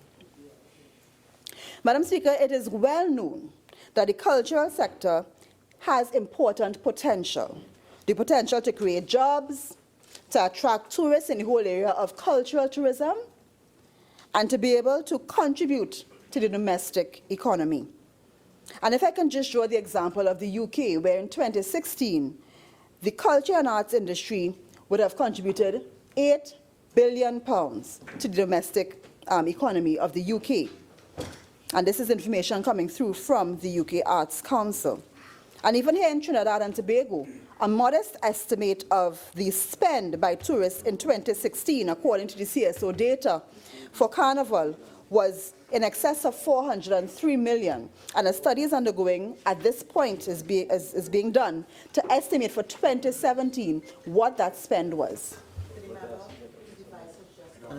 Please leave the chamber and silence. They can return after that. Please continue, St. Alcy's. Thank you, Madam Speaker. So the area of cultural development has potential for serious domestic contribution to our domestic economy. So within this area, Madam Speaker, we have been focusing on enhancing the artistic experience, and that not only speaks to the experience of the performers or the artists, it also speaks to the experience of the audiences. So we have been looking at enhancing the artistic experience. Madam Speaker, one of the main ways of doing this, as I go to the first point, dealing with how we have been developing culture and the arts, it deals with the whole issue of performance spaces. This has been one of the issues that is usually raised by the artist, because an artist lives to perform. And every artist wants to perform in a space that is conducive to the level they believe they are performing at. And I would like to mention at this time, Madam Speaker, the issue and the pride that we have felt as a ministry, and I want to congratulate all the workers of the ministry on the opening of the National Academy for Performing Arts, the reopening of this facility.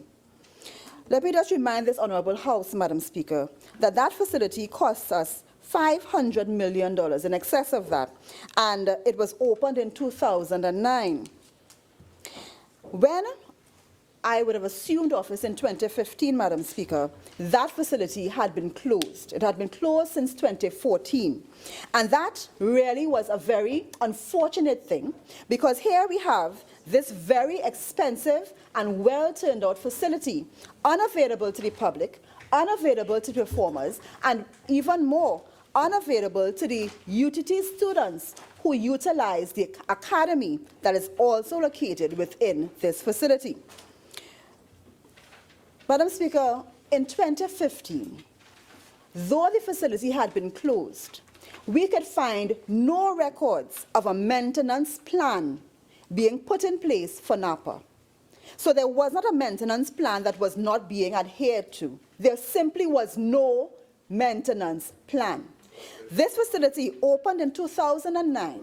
In 2010, the government changed, and between 2010 to 2015, nothing was put in place for regular maintenance of Napa. It is no wonder, therefore, that in 2014, things progressed to the point that the facility had to be closed. And even at that time, nothing still was put in place. So here we have the facility underutilized, well, not utilized at all. Then we have the whole issue of the UTT students who had no home, students from Port of Spain, having to travel down to San Fernando every day to get to classes, when there was a facility tailor-made so that students of the arts can have a place to study and learn and professionalize the arts.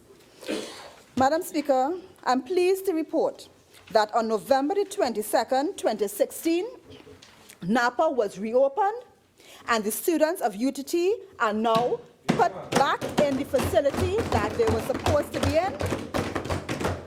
Well done, well done. I'm also happy to report that UDCOT has been contracted, and we are at the final stages now for the maintenance plan for both Napa and SAPA to ensure that these facilities are maintained in the ways that they should be, so that they are available to the public for the use of the general public and, of course, for the artists.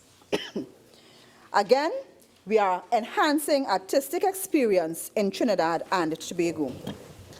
Member for St. Anne's East, your original 30-minute speaking time have now expired. You're entitled to 15 more minutes. If you intend to avail yourself of it, you may please continue. Thank you, Madam Speaker. I will take. Madam Speaker, let me also mention that work is also ongoing, maintenance work and upgrade work at Queen's Hall and Naparima Bowl, which have given human service to the country and continue to do so. And also our community centers that are being built, the newer community centers, really are community performance spaces outfitted with stages, lights, air conditioned for comfort. And so we are encouraging the use, again, of these community centers for programs in communities, because they are outfitted and can be used for this purpose. No, not the activity centers, but we will look at that at a later time. Madam Speaker, allow me to also mention the cultural training that is happening as we seek to professionalize the arts, as we seek to ensure that we have more artists and more professional artists, a higher quality of artists in Trinidad and Tobago. There are 3 programs, 4 that are especially important in that regard. There's the Mentoring by the Masters program, where budding artists are able to train with professional artists. We have mentors such as Sharon Pitt, the late Stephen Derrick, Ravi G, Kenwin Critchlow, Krishna Prasad, Paul Skeens Douglas. These are some of the mentors who have been partnered with budding artists. And this is the caliber of mentor we have to allow for that knowledge transfer as we allow the learnings from the experienced artists to flow to the ones who are coming up.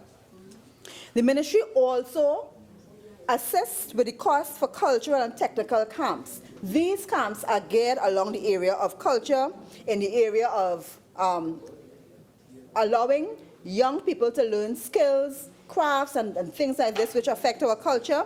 And with respect to the technical camps, they also target areas that are underserved, some of the production areas, some of the back-end areas for cultural productions. These are targeted. So, for example, stage makeup, that's an area that is usually underserved, and these are the kinds of things that are looked for in the technical camps so that we can boost not only the artists, but also the back-end production staff, so that when we talk about professionalizing the sector, it deals with the wide ranges of professions within the sector.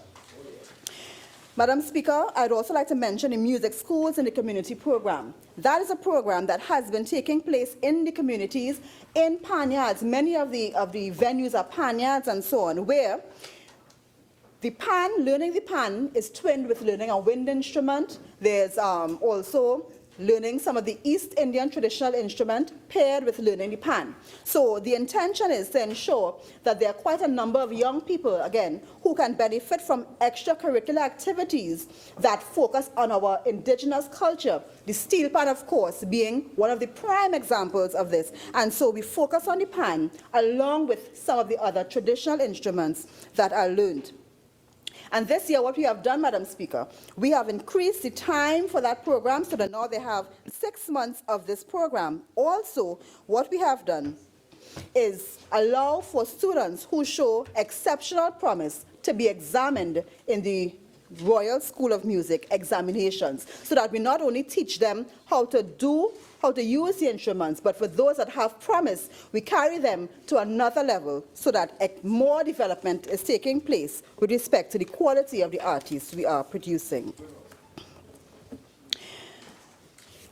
Madam Speaker, I know my time is drawing to an end, so let me just summarize and wrap up quickly.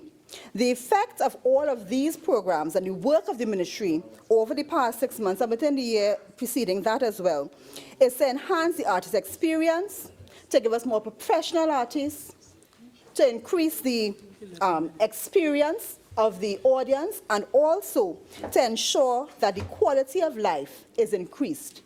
Madam Speaker, we want to emphasize to this population and to the citizens who are listening that there is no reason to lose hope.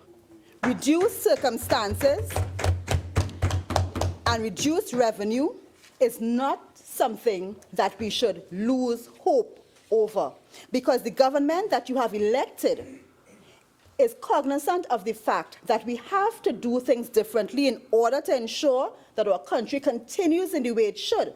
However, we also know that our citizens deserve service, and we intend to do just that.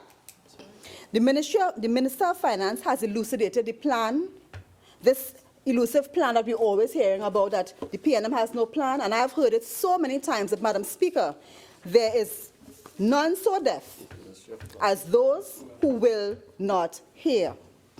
And it doesn't matter, Madam Speaker, how many times the wrong thing is said. Each member on this side is going to ensure that we elucidate the truth to the population at all times. And we have said that we are ensuring that we are dealing with our situation in a way that allows our country to go forward. We have spoken about the tax reform that is necessary. We have spoken about the expenditure repression that is necessary at this time.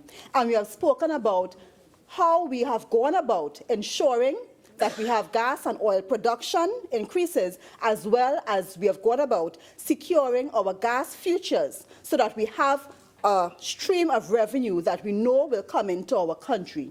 We have said this time and time again. And even though we have been suffering from extreme reduction in our revenue streams, Madam Speaker, each ministry has been going about doing the work of ensuring that we deliver what we are mandated to deliver to this country. And the Honourable Prime Minister ensures that each of us is doing what we have to do, because we know that this country is depending on this PNM government to lead us out of this situation and to ensure that we do so in a way that keeps our country on an even keel. So, from the Ministry of Community Development, Culture and the Arts, we have been utilizing our allocation to ensure that we enhance the quality of life for all citizens in all communities, and we will continue to do so. And as we do so, I would like to thank the public servants in the ministry for their hard work and dedication, and we look forward, as we go forward to the second half of fiscal 2016-17, to delivering even more, so that the citizens of this country can feel the impact of the increased quality of life being offered to them by their PNM government. Madam Speaker, with these few words, I thank you. Member for Princess Down.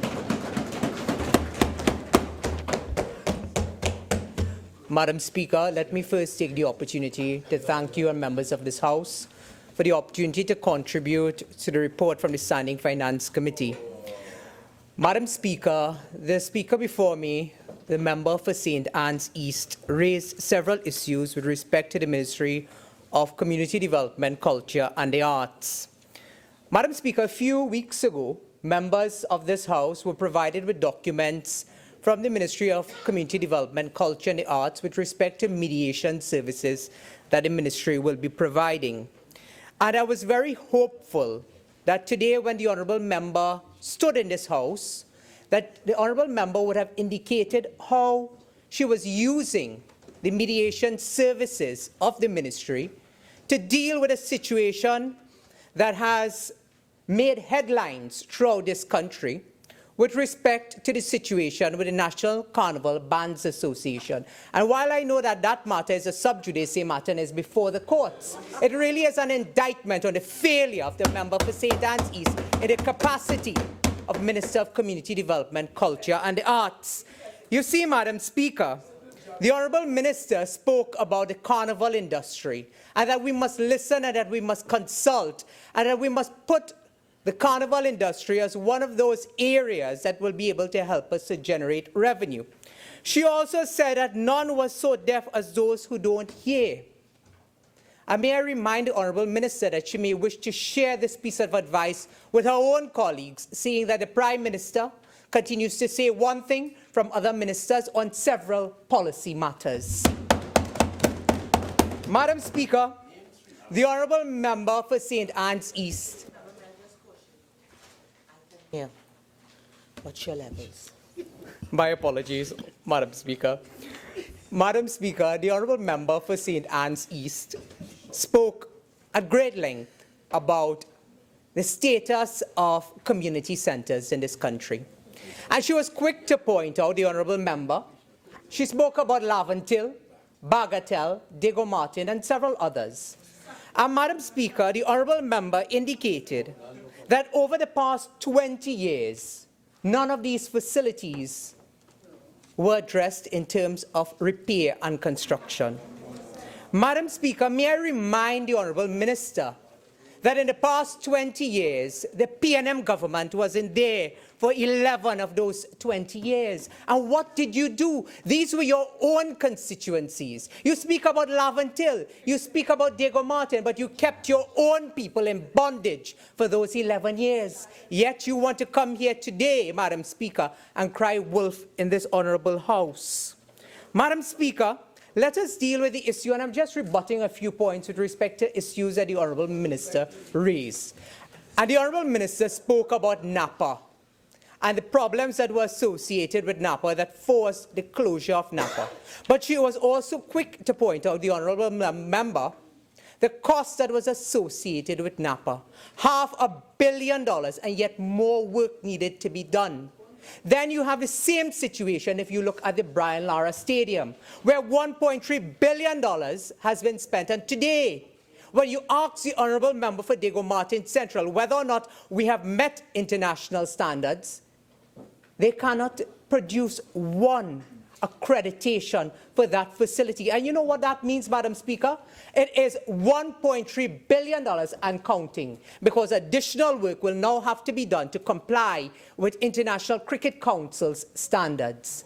Madam Speaker, I turn to the issue of some of the matters raised by the Honourable Minister of Finance, member for Diego Martin North East, in the context of the Standing Finance Committee. Madam Speaker, the Leader of the Opposition yesterday raised several issues that are contained in the Auditor General report, and she was able to clearly clear up some of the anomalies that were presented by the member for Diego Martin North East.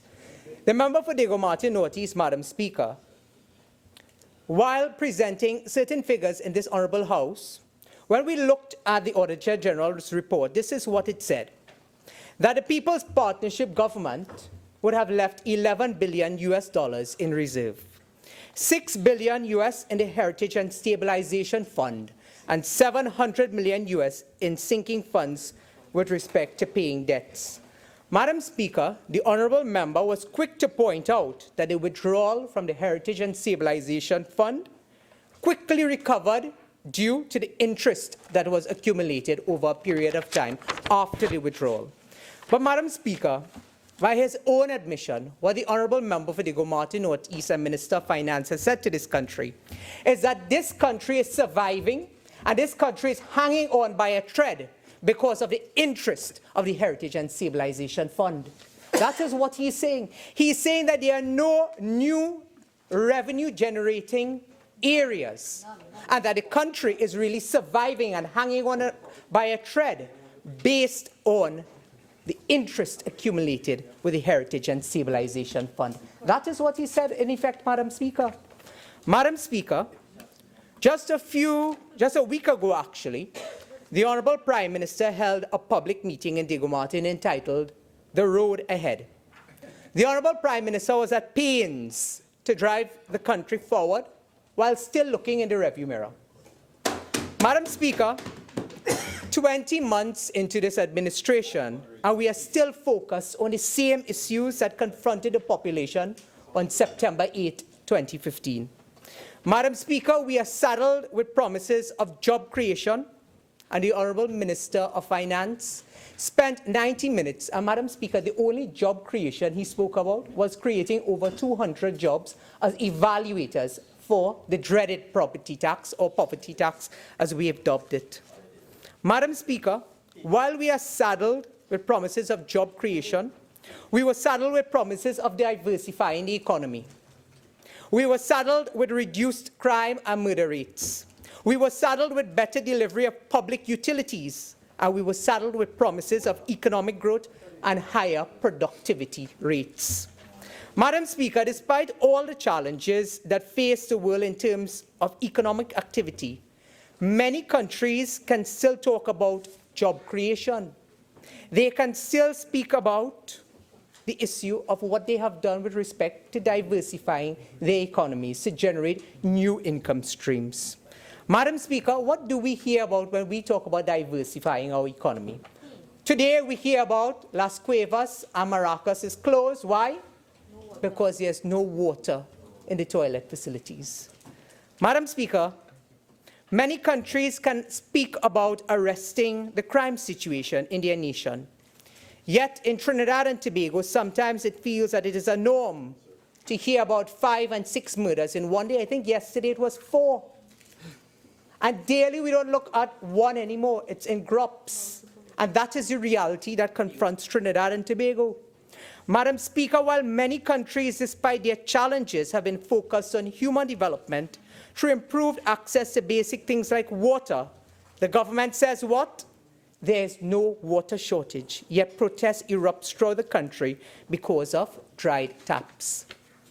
Madam Speaker, it is important to note that under a previous PNM government, the exact thing happened. And for many, this is deja vu all over again. But Madam Speaker, it is important to look at how we see ourselves and how others see us.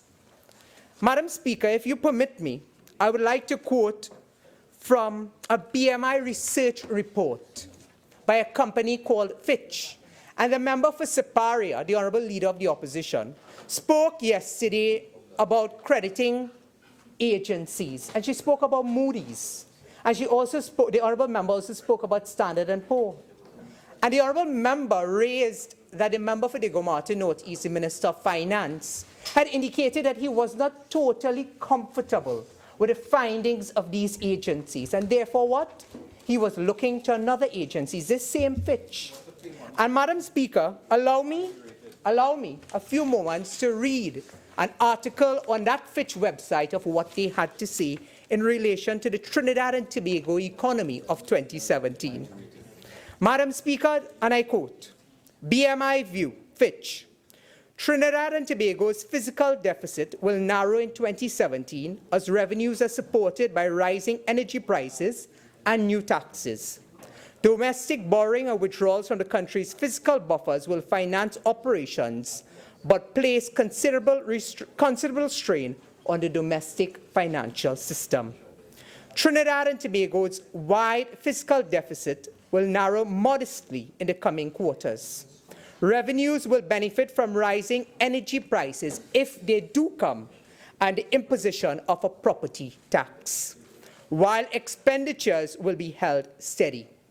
Local debt issuances and withdrawals from the country's fiscal buffers will cover the shortfall but will weigh on financing of private sector activity, while the relatively limited adjustment of expenditures will leave the country's sovereign credit ratings at risk.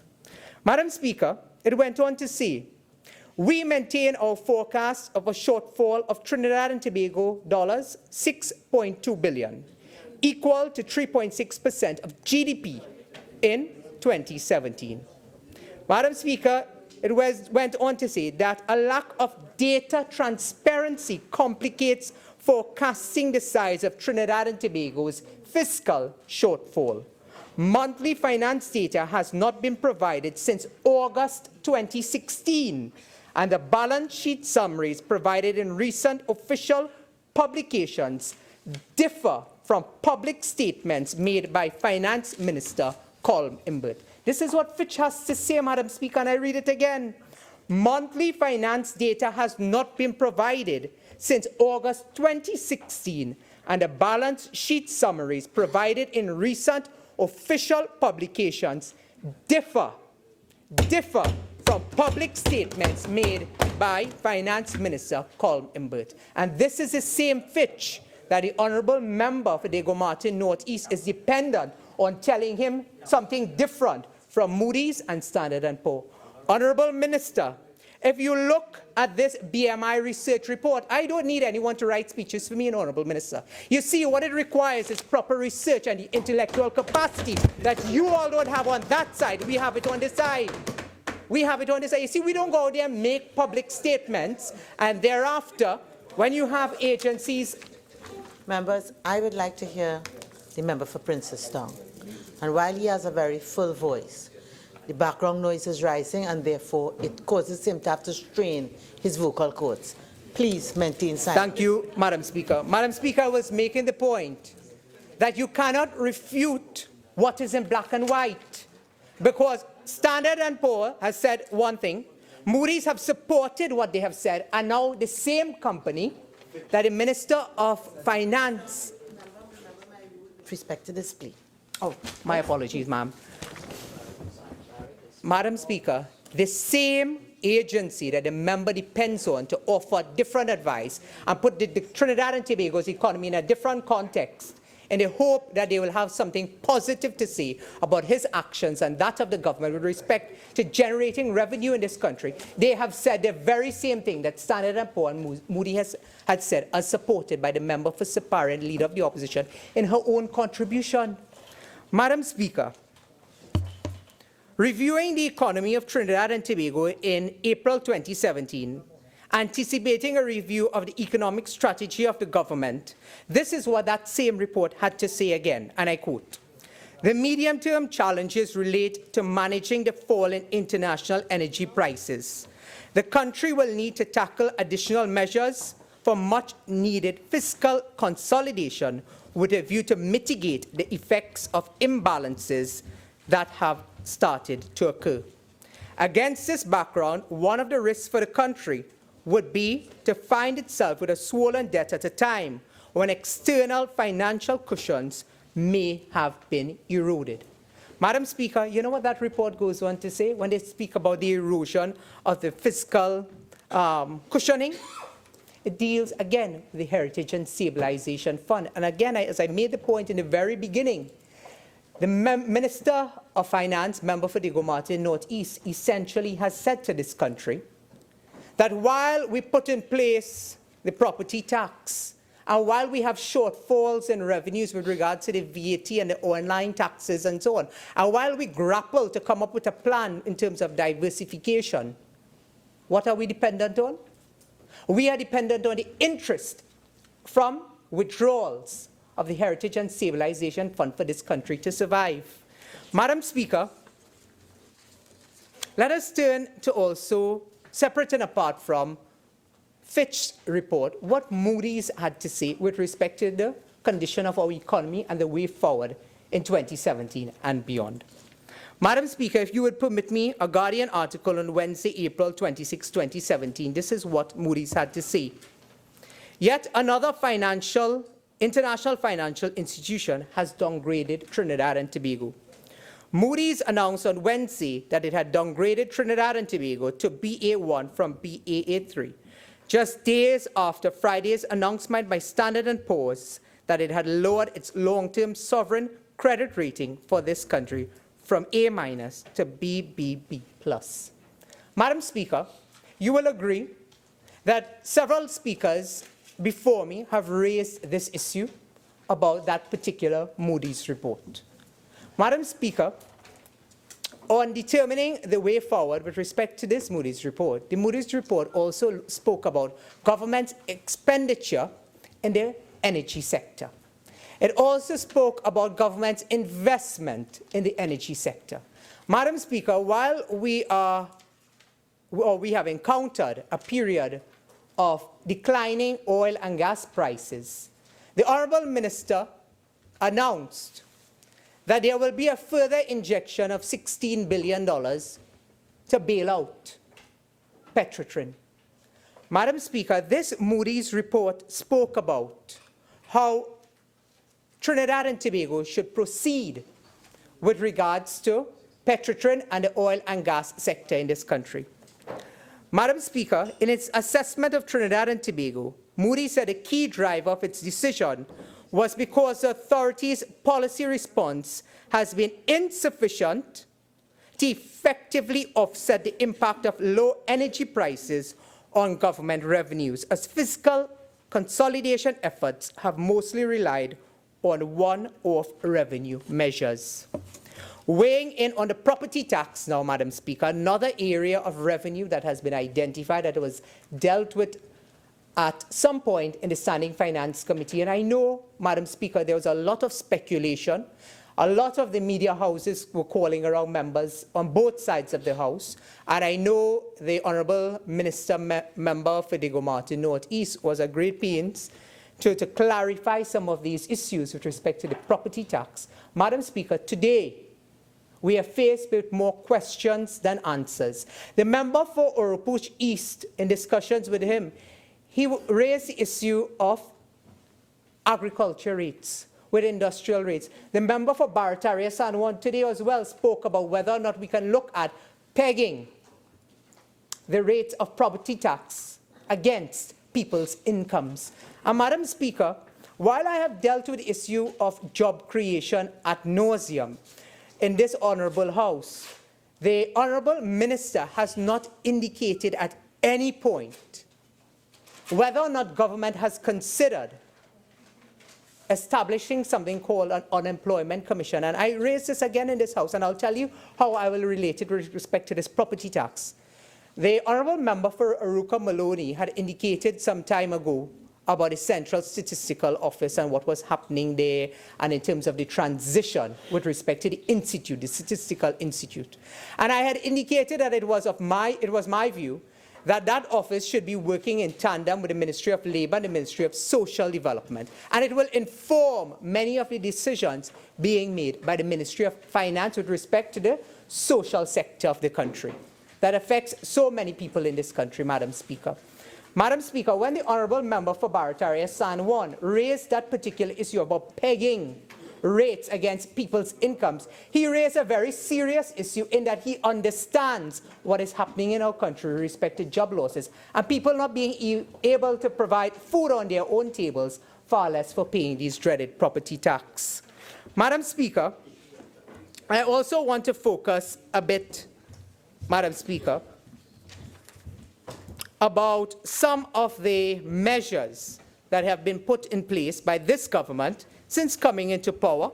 We have seen our national debt expanded, and again, the member for Sapari, the Honourable Leader of the Opposition, has spoken about the untruths that were told in this House with respect to how much debts the People's Partnership left. And Madam Speaker, you saw in the space of just 19 months, those members opposite have increased the national debt of this country significantly, Madam Speaker. Madam Speaker, let us see some of the strategies that they have employed to stimulate growth in the economy. And tell me, Madam Speaker, and those who are viewing us and those who are listening to us, whether or not they find comfort in some of these strategies. Madam Speaker, to stimulate growth, we were told that sandals, still up to this time, no concrete plans, no concrete proposals, 20 months and counting. Today, Madam Speaker, Reuters tells us, Madam Speaker, that sandals is being sold. What is going to happen with those negotiations? What is going to happen with those plans? Madam Speaker, another one of the issues in terms of stimulating economic growth in this country was the talk of, and Madam Speaker, every time I say it, I find it so comical. The talk about a plywood factory in this country.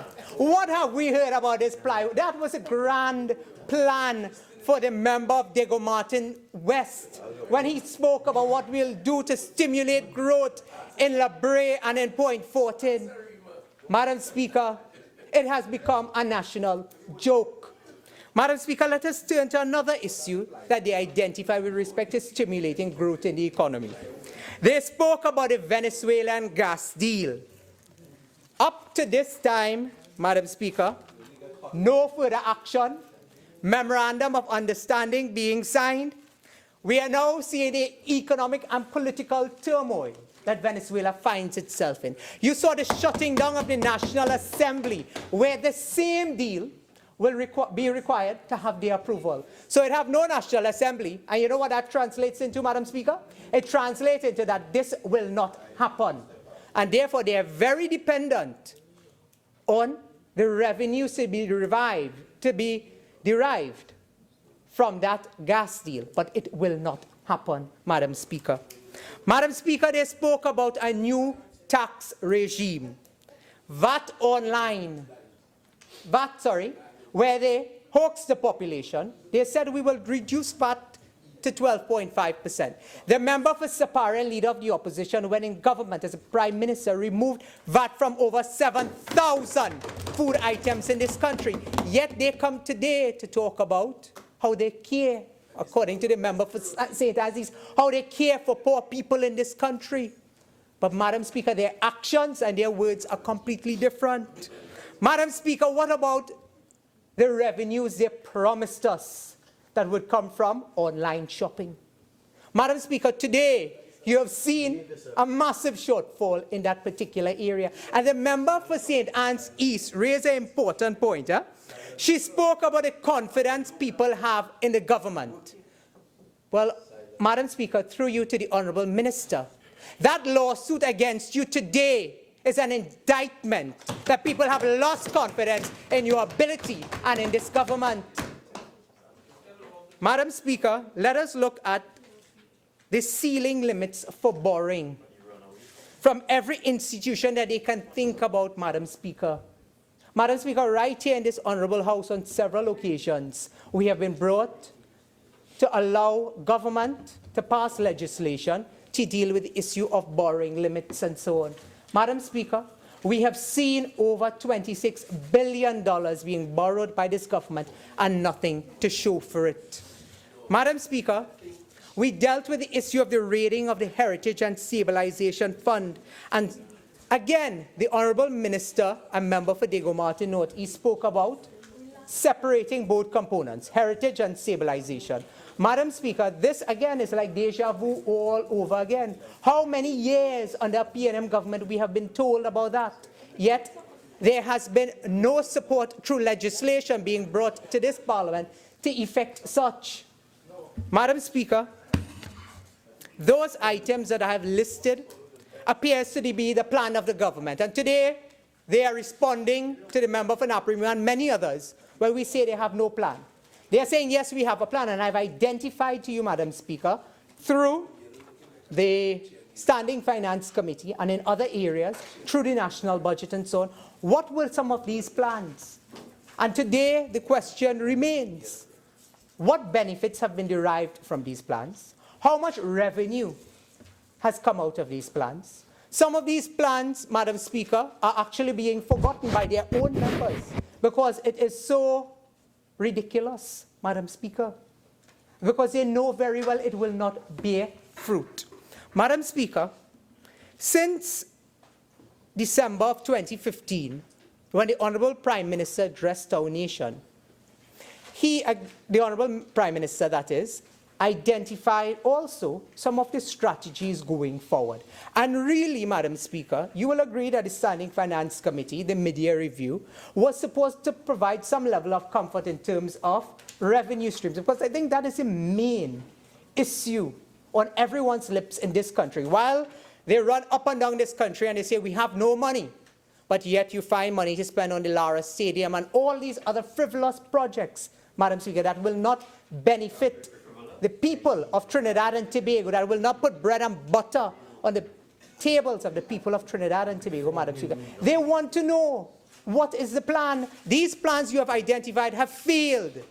So therefore, what are the new plans? Madam Speaker, the Honourable Prime Minister addressed the nation in December 2015. And Madam Speaker, I quote,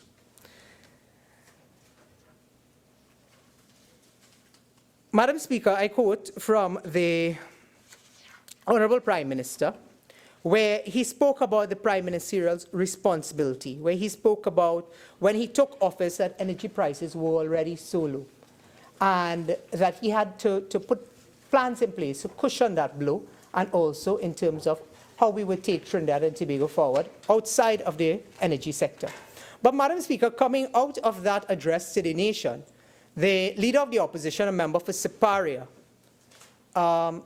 sent out a release. And Madam Speaker, when I read that release just recently in my research, I thought that it was so appropriate a response to the findings and what we were told through the Standing Finance Committee and the mid-year review by the Honourable Minister of Finance, that I would like to repeat what was contained in that release.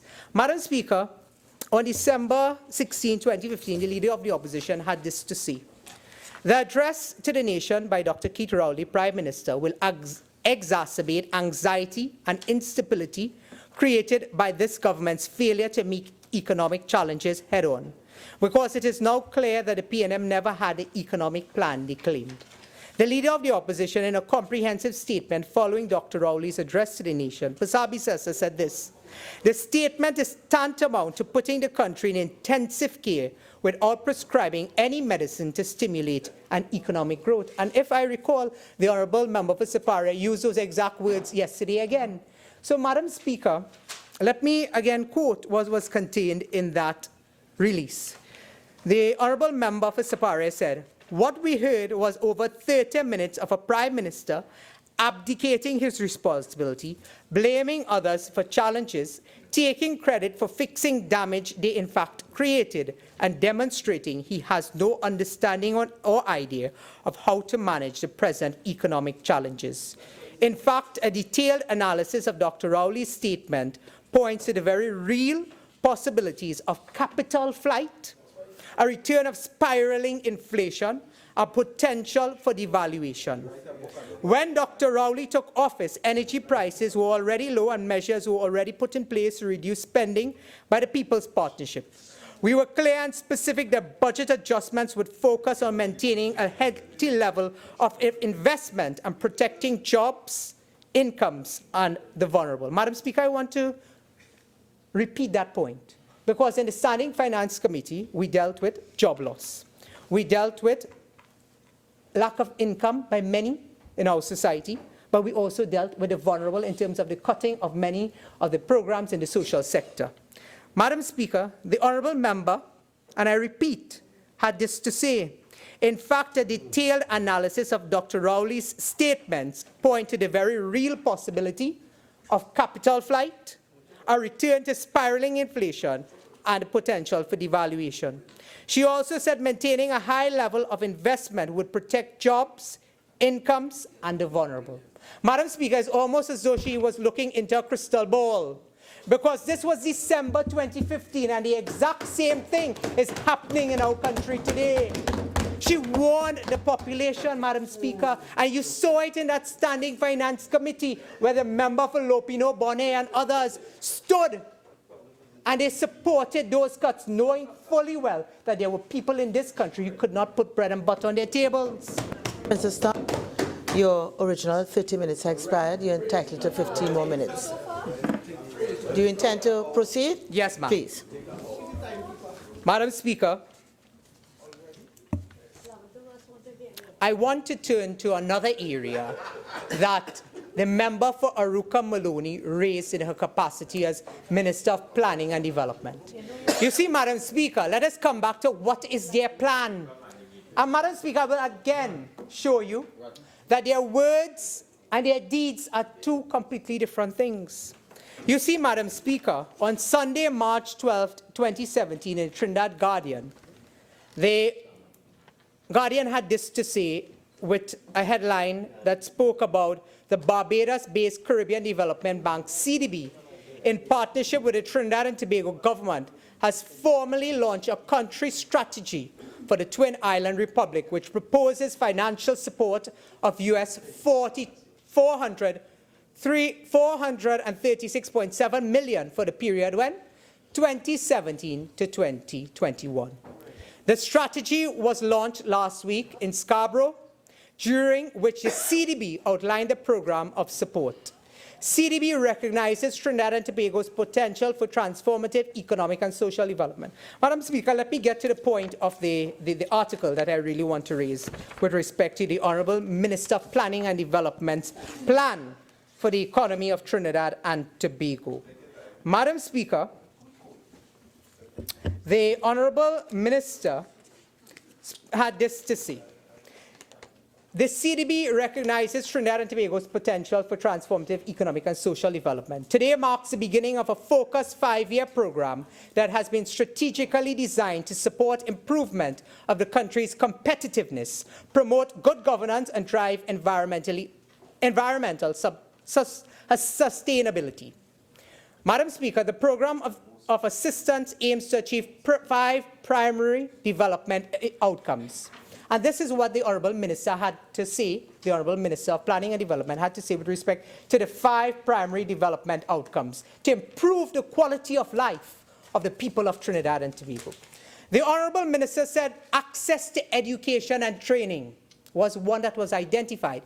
Yet they came, the Honourable members opposite, in the Standing Finance Committee, to ask for additional sums for laptops, to ask for additional sums for the school feeding program, yet they claim that they want access to education and training as one of their pillars for growth and development. They then spoke about the Honourable Minister of Planning and Development, said her plan was to strengthen social protection. Well, Madam Speaker, if ever I did not believe the Honourable Minister, it was on this occasion. Because when I saw, Madam Speaker, what was being promoted in the Standing Finance Committee, I said, how could the Honourable Member Faruqa Maloney be talking about strengthening social protection when they have cut $86 million in food support in this country? Madam Speaker, the other one she spoke about, the Honourable Minister, increased productivity, competitiveness and economic diversification. When you hear from the Honourable Minister of Agriculture that the food import bill has been reduced by $1 billion, not because of any doing on the part of the government, but why, Madam Speaker? Because there is not enough forex for suppliers to make purchases. But yet they speak about economic diversification and competitiveness, Madam Speaker. Competitiveness, sorry. Madam Speaker, they spoke about improved evidence-based development planning and institutional development. Madam Speaker, again, a lot of hot air over the past 18 months, but not one word. And I'm hoping my good friend from Faruqa Maloney will tell us. As she knows very well that a member for Caroni Central did a lot of hard work while we were in government to give you that gift of the Central Statistical Institute. Madam, through you to the Honourable Minister, I hope that she would use her good office to not only make deposits, but also to make intellectual deposits. Make intellectual deposits that will see Trinidad and Tobago further develop that Central Statistical Office. Madam Speaker, these were their plans, none of which have materialized. Madam Speaker, the Honourable Attorney General in this House, and again contained in the Standing Finance Committee, the Honourable Attorney General promised. He said, you know what, member for Princestown, member for Siparia, member for Oropuch East, we will tell you, we will give you the information about the 3 courts that were identified for repair and refurbishment. I think the member for Oropuch West as well, the member for St. Augustine, very concerned as legal practitioners in this country. What was happening with these 3 courts? And then I said, AG, based on your own arguments, you were looking at the amount of cases, the caseload, to determine which 3 courts will be repaired. And then the Honourable Attorney General gave us the impression that a similar approach was adopted for the Family and Children Division of the court. And then the AG said, well, let us deal with the white elephant in the room, which is that the chairman of the People's National Movement, the Minister of Energy, owns the property that they, the members opposite, will house the Family and Children Division of the court. And the Honourable Attorney General promised us, Madam Speaker, he promised us that before yesterday's debate, that we would have gotten several things, which we have not gotten up to now. We were told that we would have gotten when the facility was rented, whether or not anything is currently housed in the facility. Who is the proprietor? Well, he admitted that. But you know what, Madam Speaker? They have not told this country that while we have not occupied that Family and Children Division of the court in that property, how much money the chairman of the People's National Movement has already collected in his pockets, even though that there's no Family and Children Division of the High Court being housed there. So, Madam Speaker, the Honourable Member for Siparia raised several other issues in her contribution. Madam Speaker, just to correct the record again, that transaction started under the Madam Speaker, if I may, that transaction, and Siparia, if she attended her cabinet meetings, would know that that transaction started under the last administration. That is completely true. It started under the last administration. And we said that. Members, Members, please observe the decorum of the House. The member has given way, and he will be able to respond. Let's stop the interjection and the talking across the floor. Madam Speaker, you know, I will not take that basket from the member Farouk Maloney, because it was your own members for San Fernando West who promised to provide the black and white. And up to now, you cannot provide the black and white because it does not exist. It was under your government that arrangement was signed off. And the member Farouk Maloney knows that very well.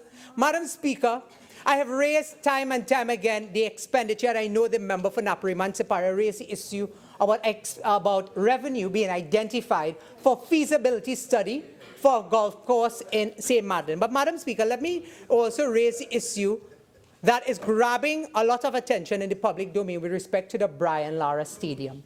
Madam Speaker, I continue to contend that today, as proven by the very answer from the member for Diego Martin Central, that stadium has no requisite accreditation or approval, but it has no clearance with respect to the wells on that stadium and continues to be a safety hazard to the people of Trinidad and Tobago. Madam Speaker, you will hear from many opposite different stories, just as the one we have heard from the member Farouk Maloney.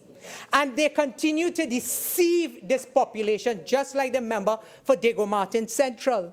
And likewise, as a member for Siparia got something in her mailbox, I too got something in mine last night. And that is, Madam Speaker, that is an email exchange between the member for Diego Martin Central and the CEO of the sport company of Trinidad and Tobago, which identifies very clearly, Madam Speaker, that they knew Sachin Tendulkar was never coming to Trinidad and Tobago, and they used his name to sanitize this Brian Lara Stadium. But you know, Madam Speaker, Shakespeare says, all thy worries and all thy woes cannot sweeten and wash off the blood from this little hand. And all the perfumes of Arabia, dressed in fancy clothing, will not wash off the blood of thy hands. Madam Speaker, you see, the stench is so strong coming. Member, could you please control your voice levels? Please. Thank you, Madam Speaker. Madam Speaker, you see, they're concerned about all the perfumes of Arabia because they know the stench of deceit is coming from that side. And the people of Trinidad and Tobago, through the Standing Finance Committee, saw that they have two things. They have two things, Madam Speaker. A lot of hot air, Madam Speaker, and they know that they have money in the coffers that the member for Siparia and others have produced, but they will not even spend what they already have in the coffers to relieve the pain of the people of Trinidad and Tobago. So you know what is the plan, Madam Speaker? Pressure them, pressure them, pressure them. Ride the backs of the poor people of this country, Madam Speaker. Keep them depressed and suppressed with the hope that by 2019 that the people of Trinidad and Tobago will forget when they start to release a little pittance. So when they talk about, Madam Speaker, today, all that they did not get in the 20 years, how many years was the PNM in office and you starved your own constituency? So today we are seeing a repeat. It's deja vu all over again, Madam Speaker. A repeat of what has occurred in the past. And Madam Speaker, we on this side are fully prepared to take over the reins of power. And we promise the people of this country that we have a plan, that they deceived you in 2015. But we know how to run an economy. You see, we don't have to depend on a Madamas River or mad something else, as a member for Shogunas West will say. But I will not say that in this honorable house. But Madam Speaker, we have real tangible ideas to run this country as evidence. You know, I see the member for Diego Martin Northeast asking the member for Siparia, who wrote that speech for the member for Princess Song? I want to tell you, honorable members opposite, we have the intellectual capacity to run a government, and that is why we're able to deliver to the people of Trinidad and Tobago. But you know what, Madam Speaker, we will forgive them for that one mistake that they made on September 7 when we return to bring good governance to the people of Trinidad and Tobago. I thank you, Madam Speaker.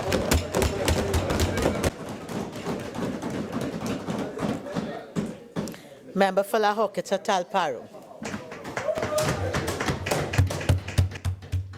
Thank you, Madam Speaker. Madam Speaker, I don't know whether the member for Princestown is a batsman or a bowler, but he seems to have a preoccupation with the Barataria Stadium. But, Madam Speaker, I intend to take his wicket today.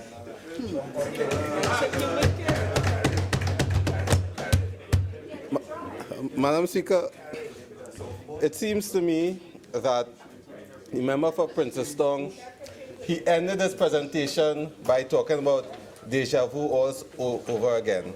And for me, it was deja vu all over again because the more I listened to him, the more I felt the member for Talparo was speaking. In fact, he spent half his presentation quoting the member for Talparo from yesterday.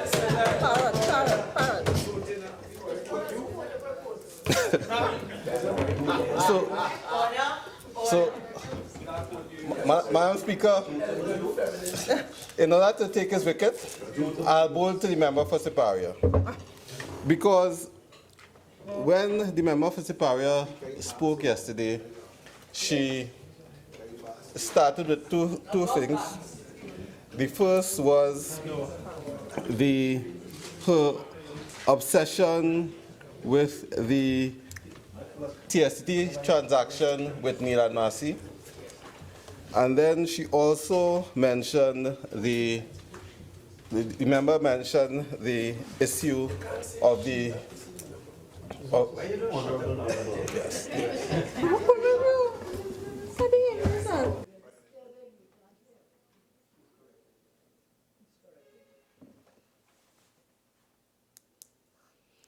I would like all members to at least practice some tolerance, and again, to please act in accordance with the decorum that is required. Member for La Horquetta Talparo. Thank you, Madam Speaker.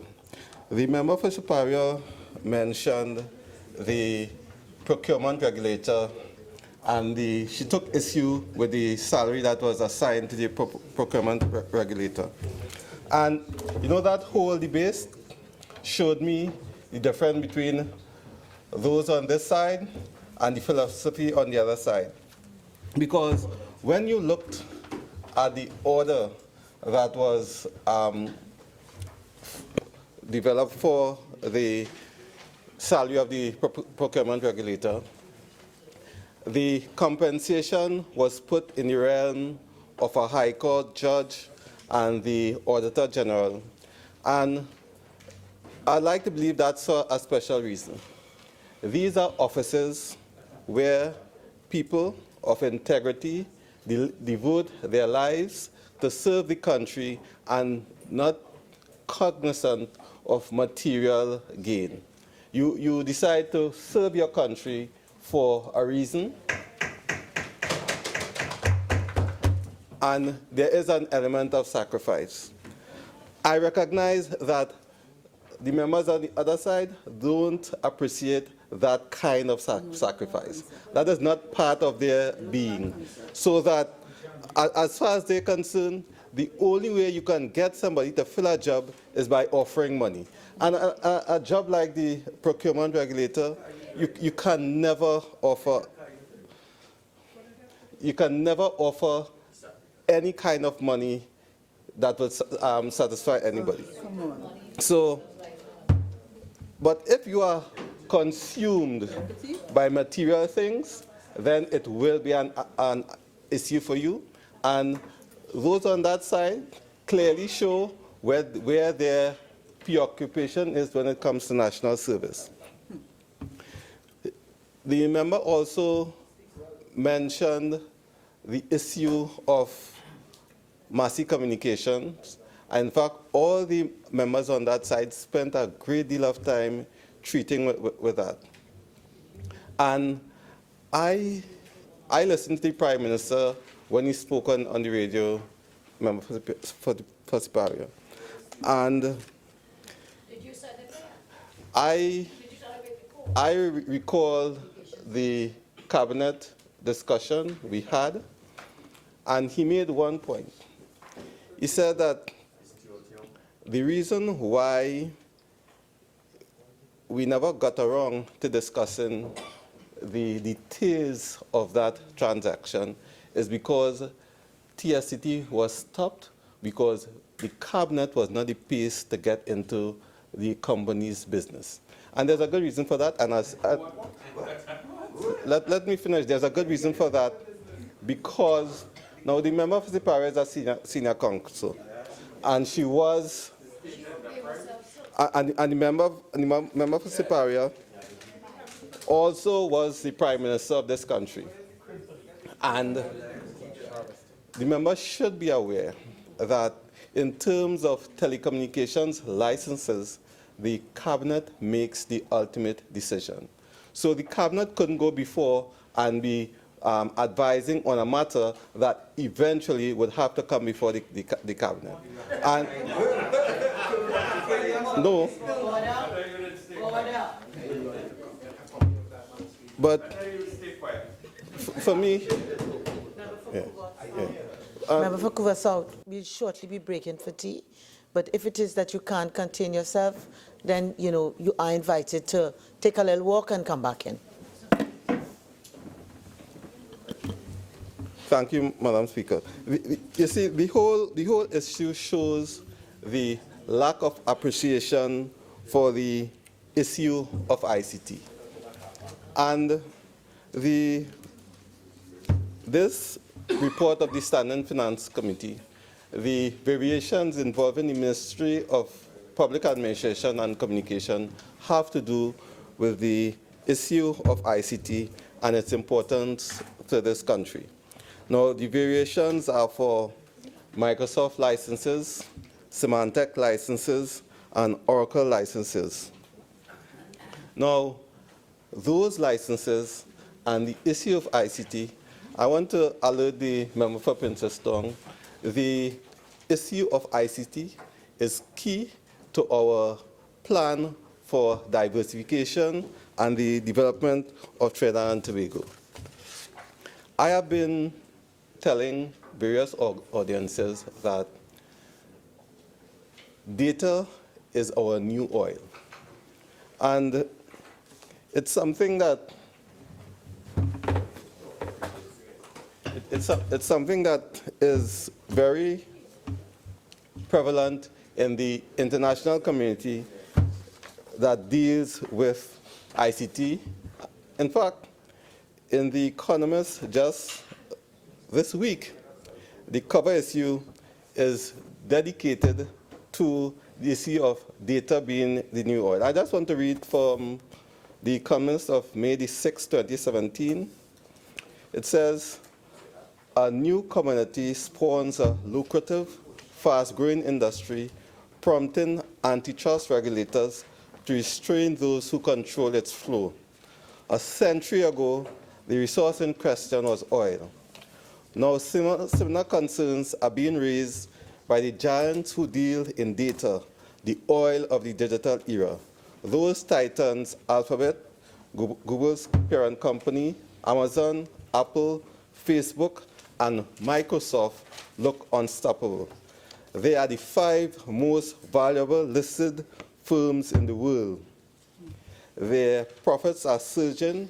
They collectively wrapped up over $25 billion in net profits in the first quarter of 2017.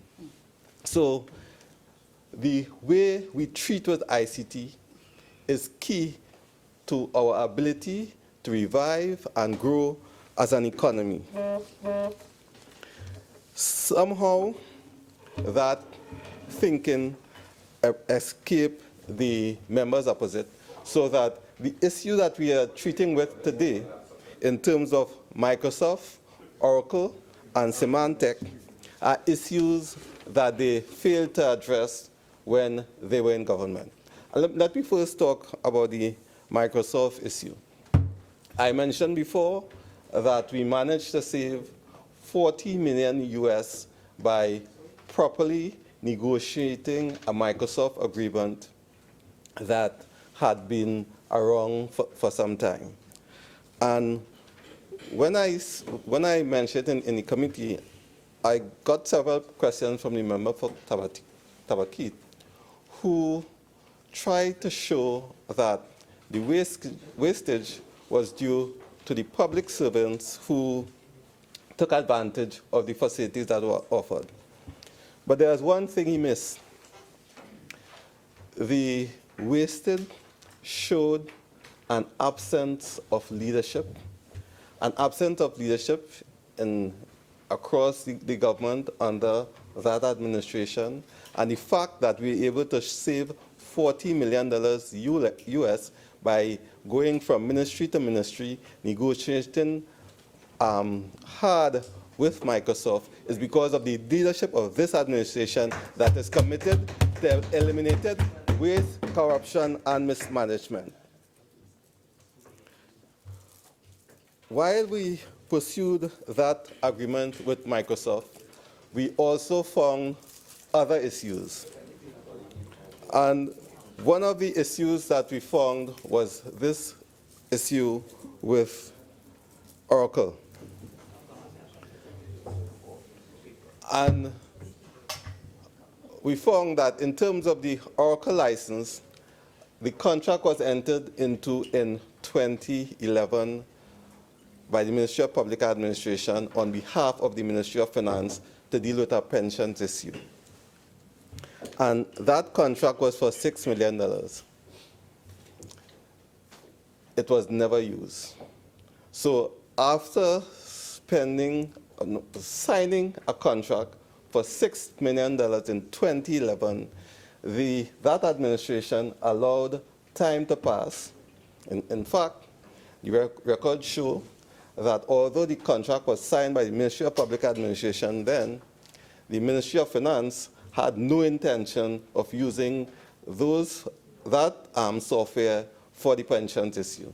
So we committed to spending $6 million, and the House has to approve the expenditure for this money, which brought us nothing. Another fire truck. The issue with Oracle, with Symantec, also showed an obsession with waste. Now, when we got wind of the Symantec contract,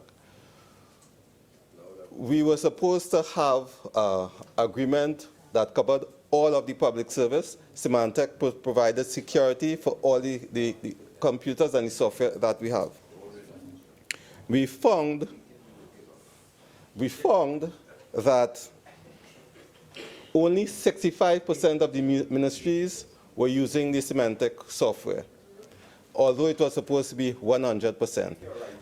And apart from that, 35% of the ministries took all kind of software. People were buying stuff that had no relation to the work of the ministry. And at the end of the day, although the government had software intended for the use by the entire public service, it was not being used. Madam Speaker, the member for Oakwood East is disturbing me. He wants excitement. No, I'm not here to entertain the member for Oakwood East, right? But we were able to get around that problem, and now we have an agreement with Symantec. And you know something, Madam Speaker? The agreement expired in February 2016. We negotiated for a 6-month extension at no cost. After the 6 months ended, we negotiated for another 2 months at no cost. And at the end of the day, we were allowed a facility that would have cost $2.5 million. and we are allowed to use it for free. And eventually, we were able to sign an agreement where we got $3.6 million worth of software after having gotten $2.6 million free. And that is because we took the time to do the hard work in terms of our negotiation.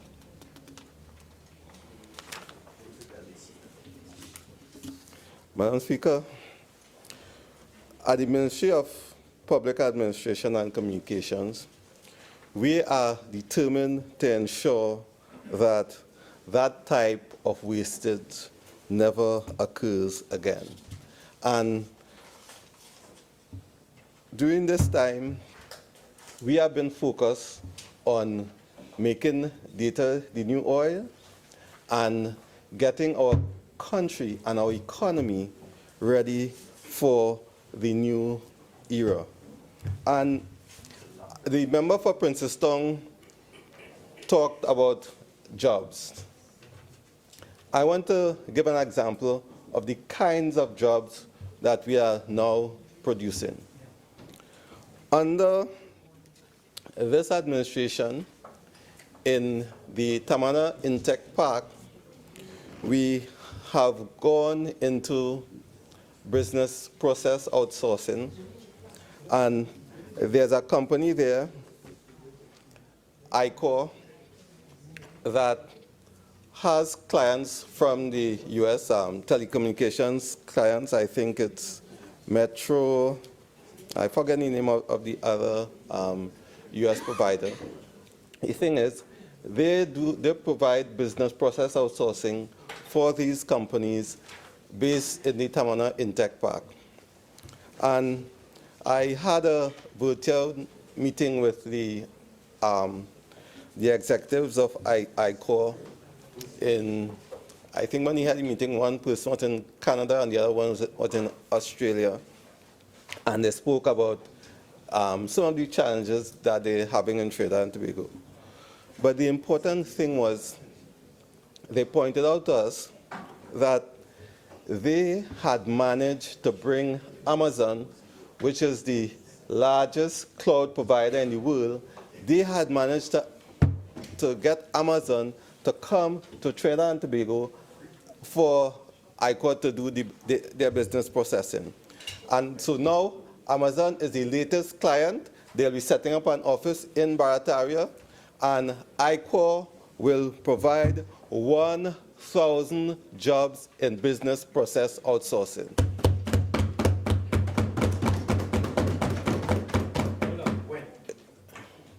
They're already here. 1,000 jobs.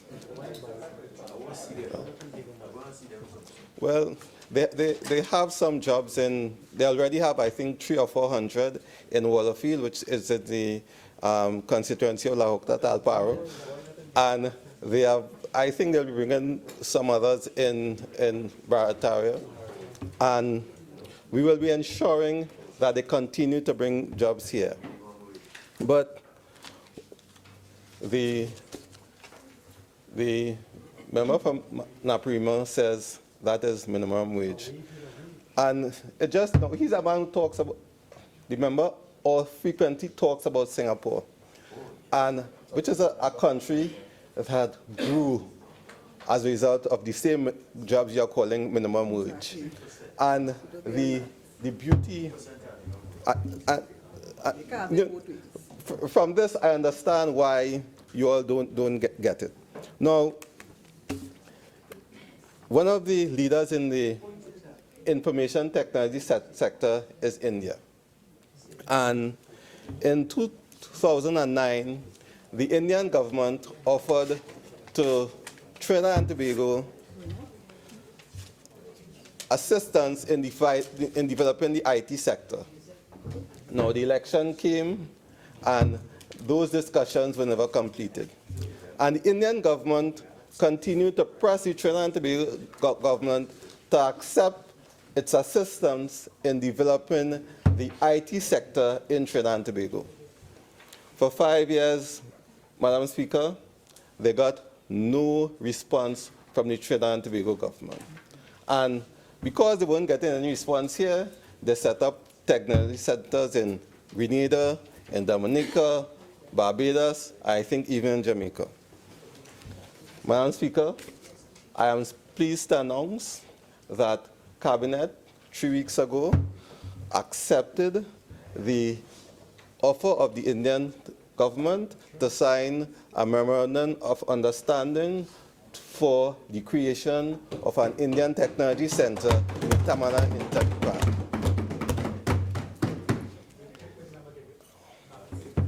Thank you very much.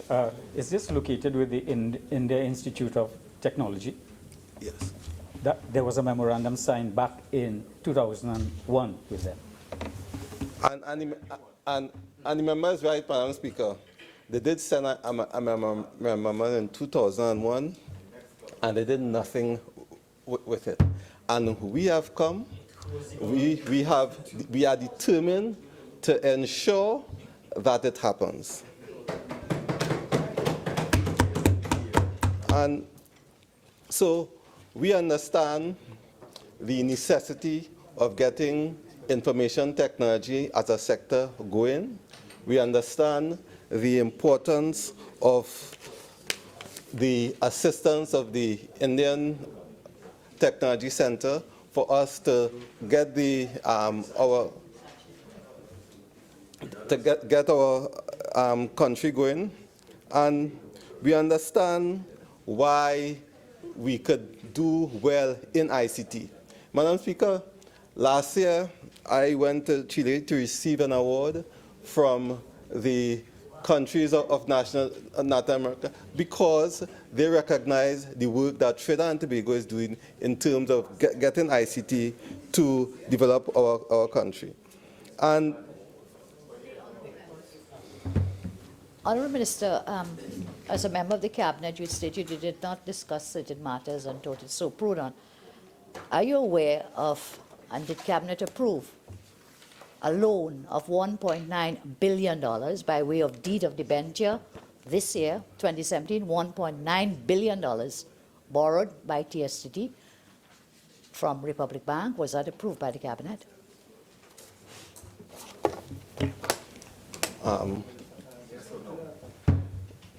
I think whether the Cabinet or not no, the Cabinet. but the Prime Minister said that. The Prime Minister is on record. On the, I heard it myself.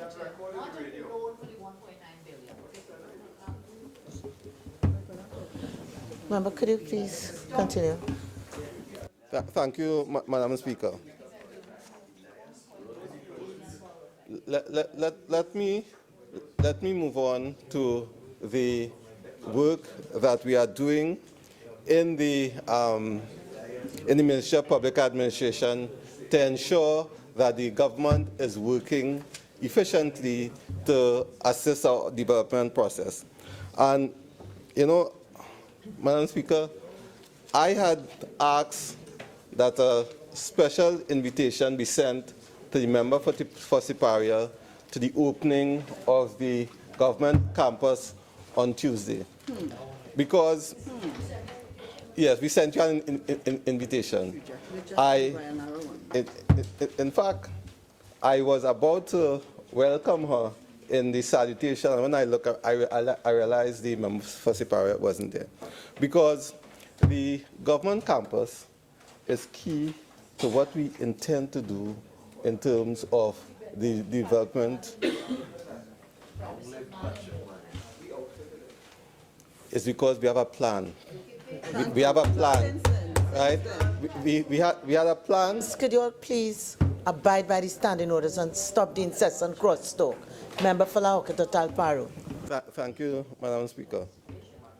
I just want to put on record, Madam Speaker, that just as for 5 years they refused to commit to finishing the building, for 5 years they refused to sign the agreement to get the assistance from India. For 5 years they refused to finish the Barataria Stadium. And now that it's finished and we are about to enter, the member for Princess Town is has some obsession with ensuring that it does not happen. But we know that we have a plan. We are clear that it's working. And, Madam Speaker, let me get back to the fact that we are saving money with the opening of the government campus. We have our public servants well secured, working in harmonious, productive environments that would lead to better productivity and a better economy eventually. And I also want to refer to the issue that was raised by members for Princess Tong over the golf course in St. Madeleine, I think it is. Now, member for Siparia also raised that issue. And the fact of the matter is, when we had the golf course in the estimates for the Ministry of Public Administration and Communication, is because we do our work. Just as we saw that the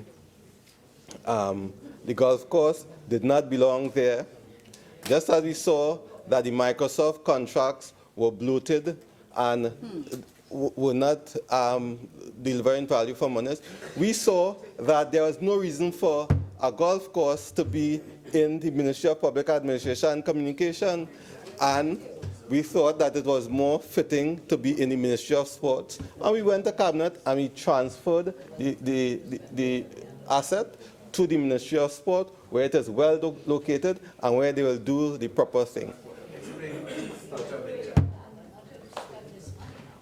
No, but I have explained that no money has been spent.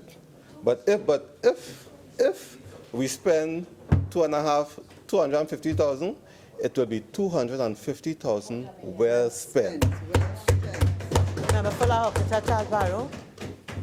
Members, by agreement, we'll take the suspension now. We return at 6 o'clock.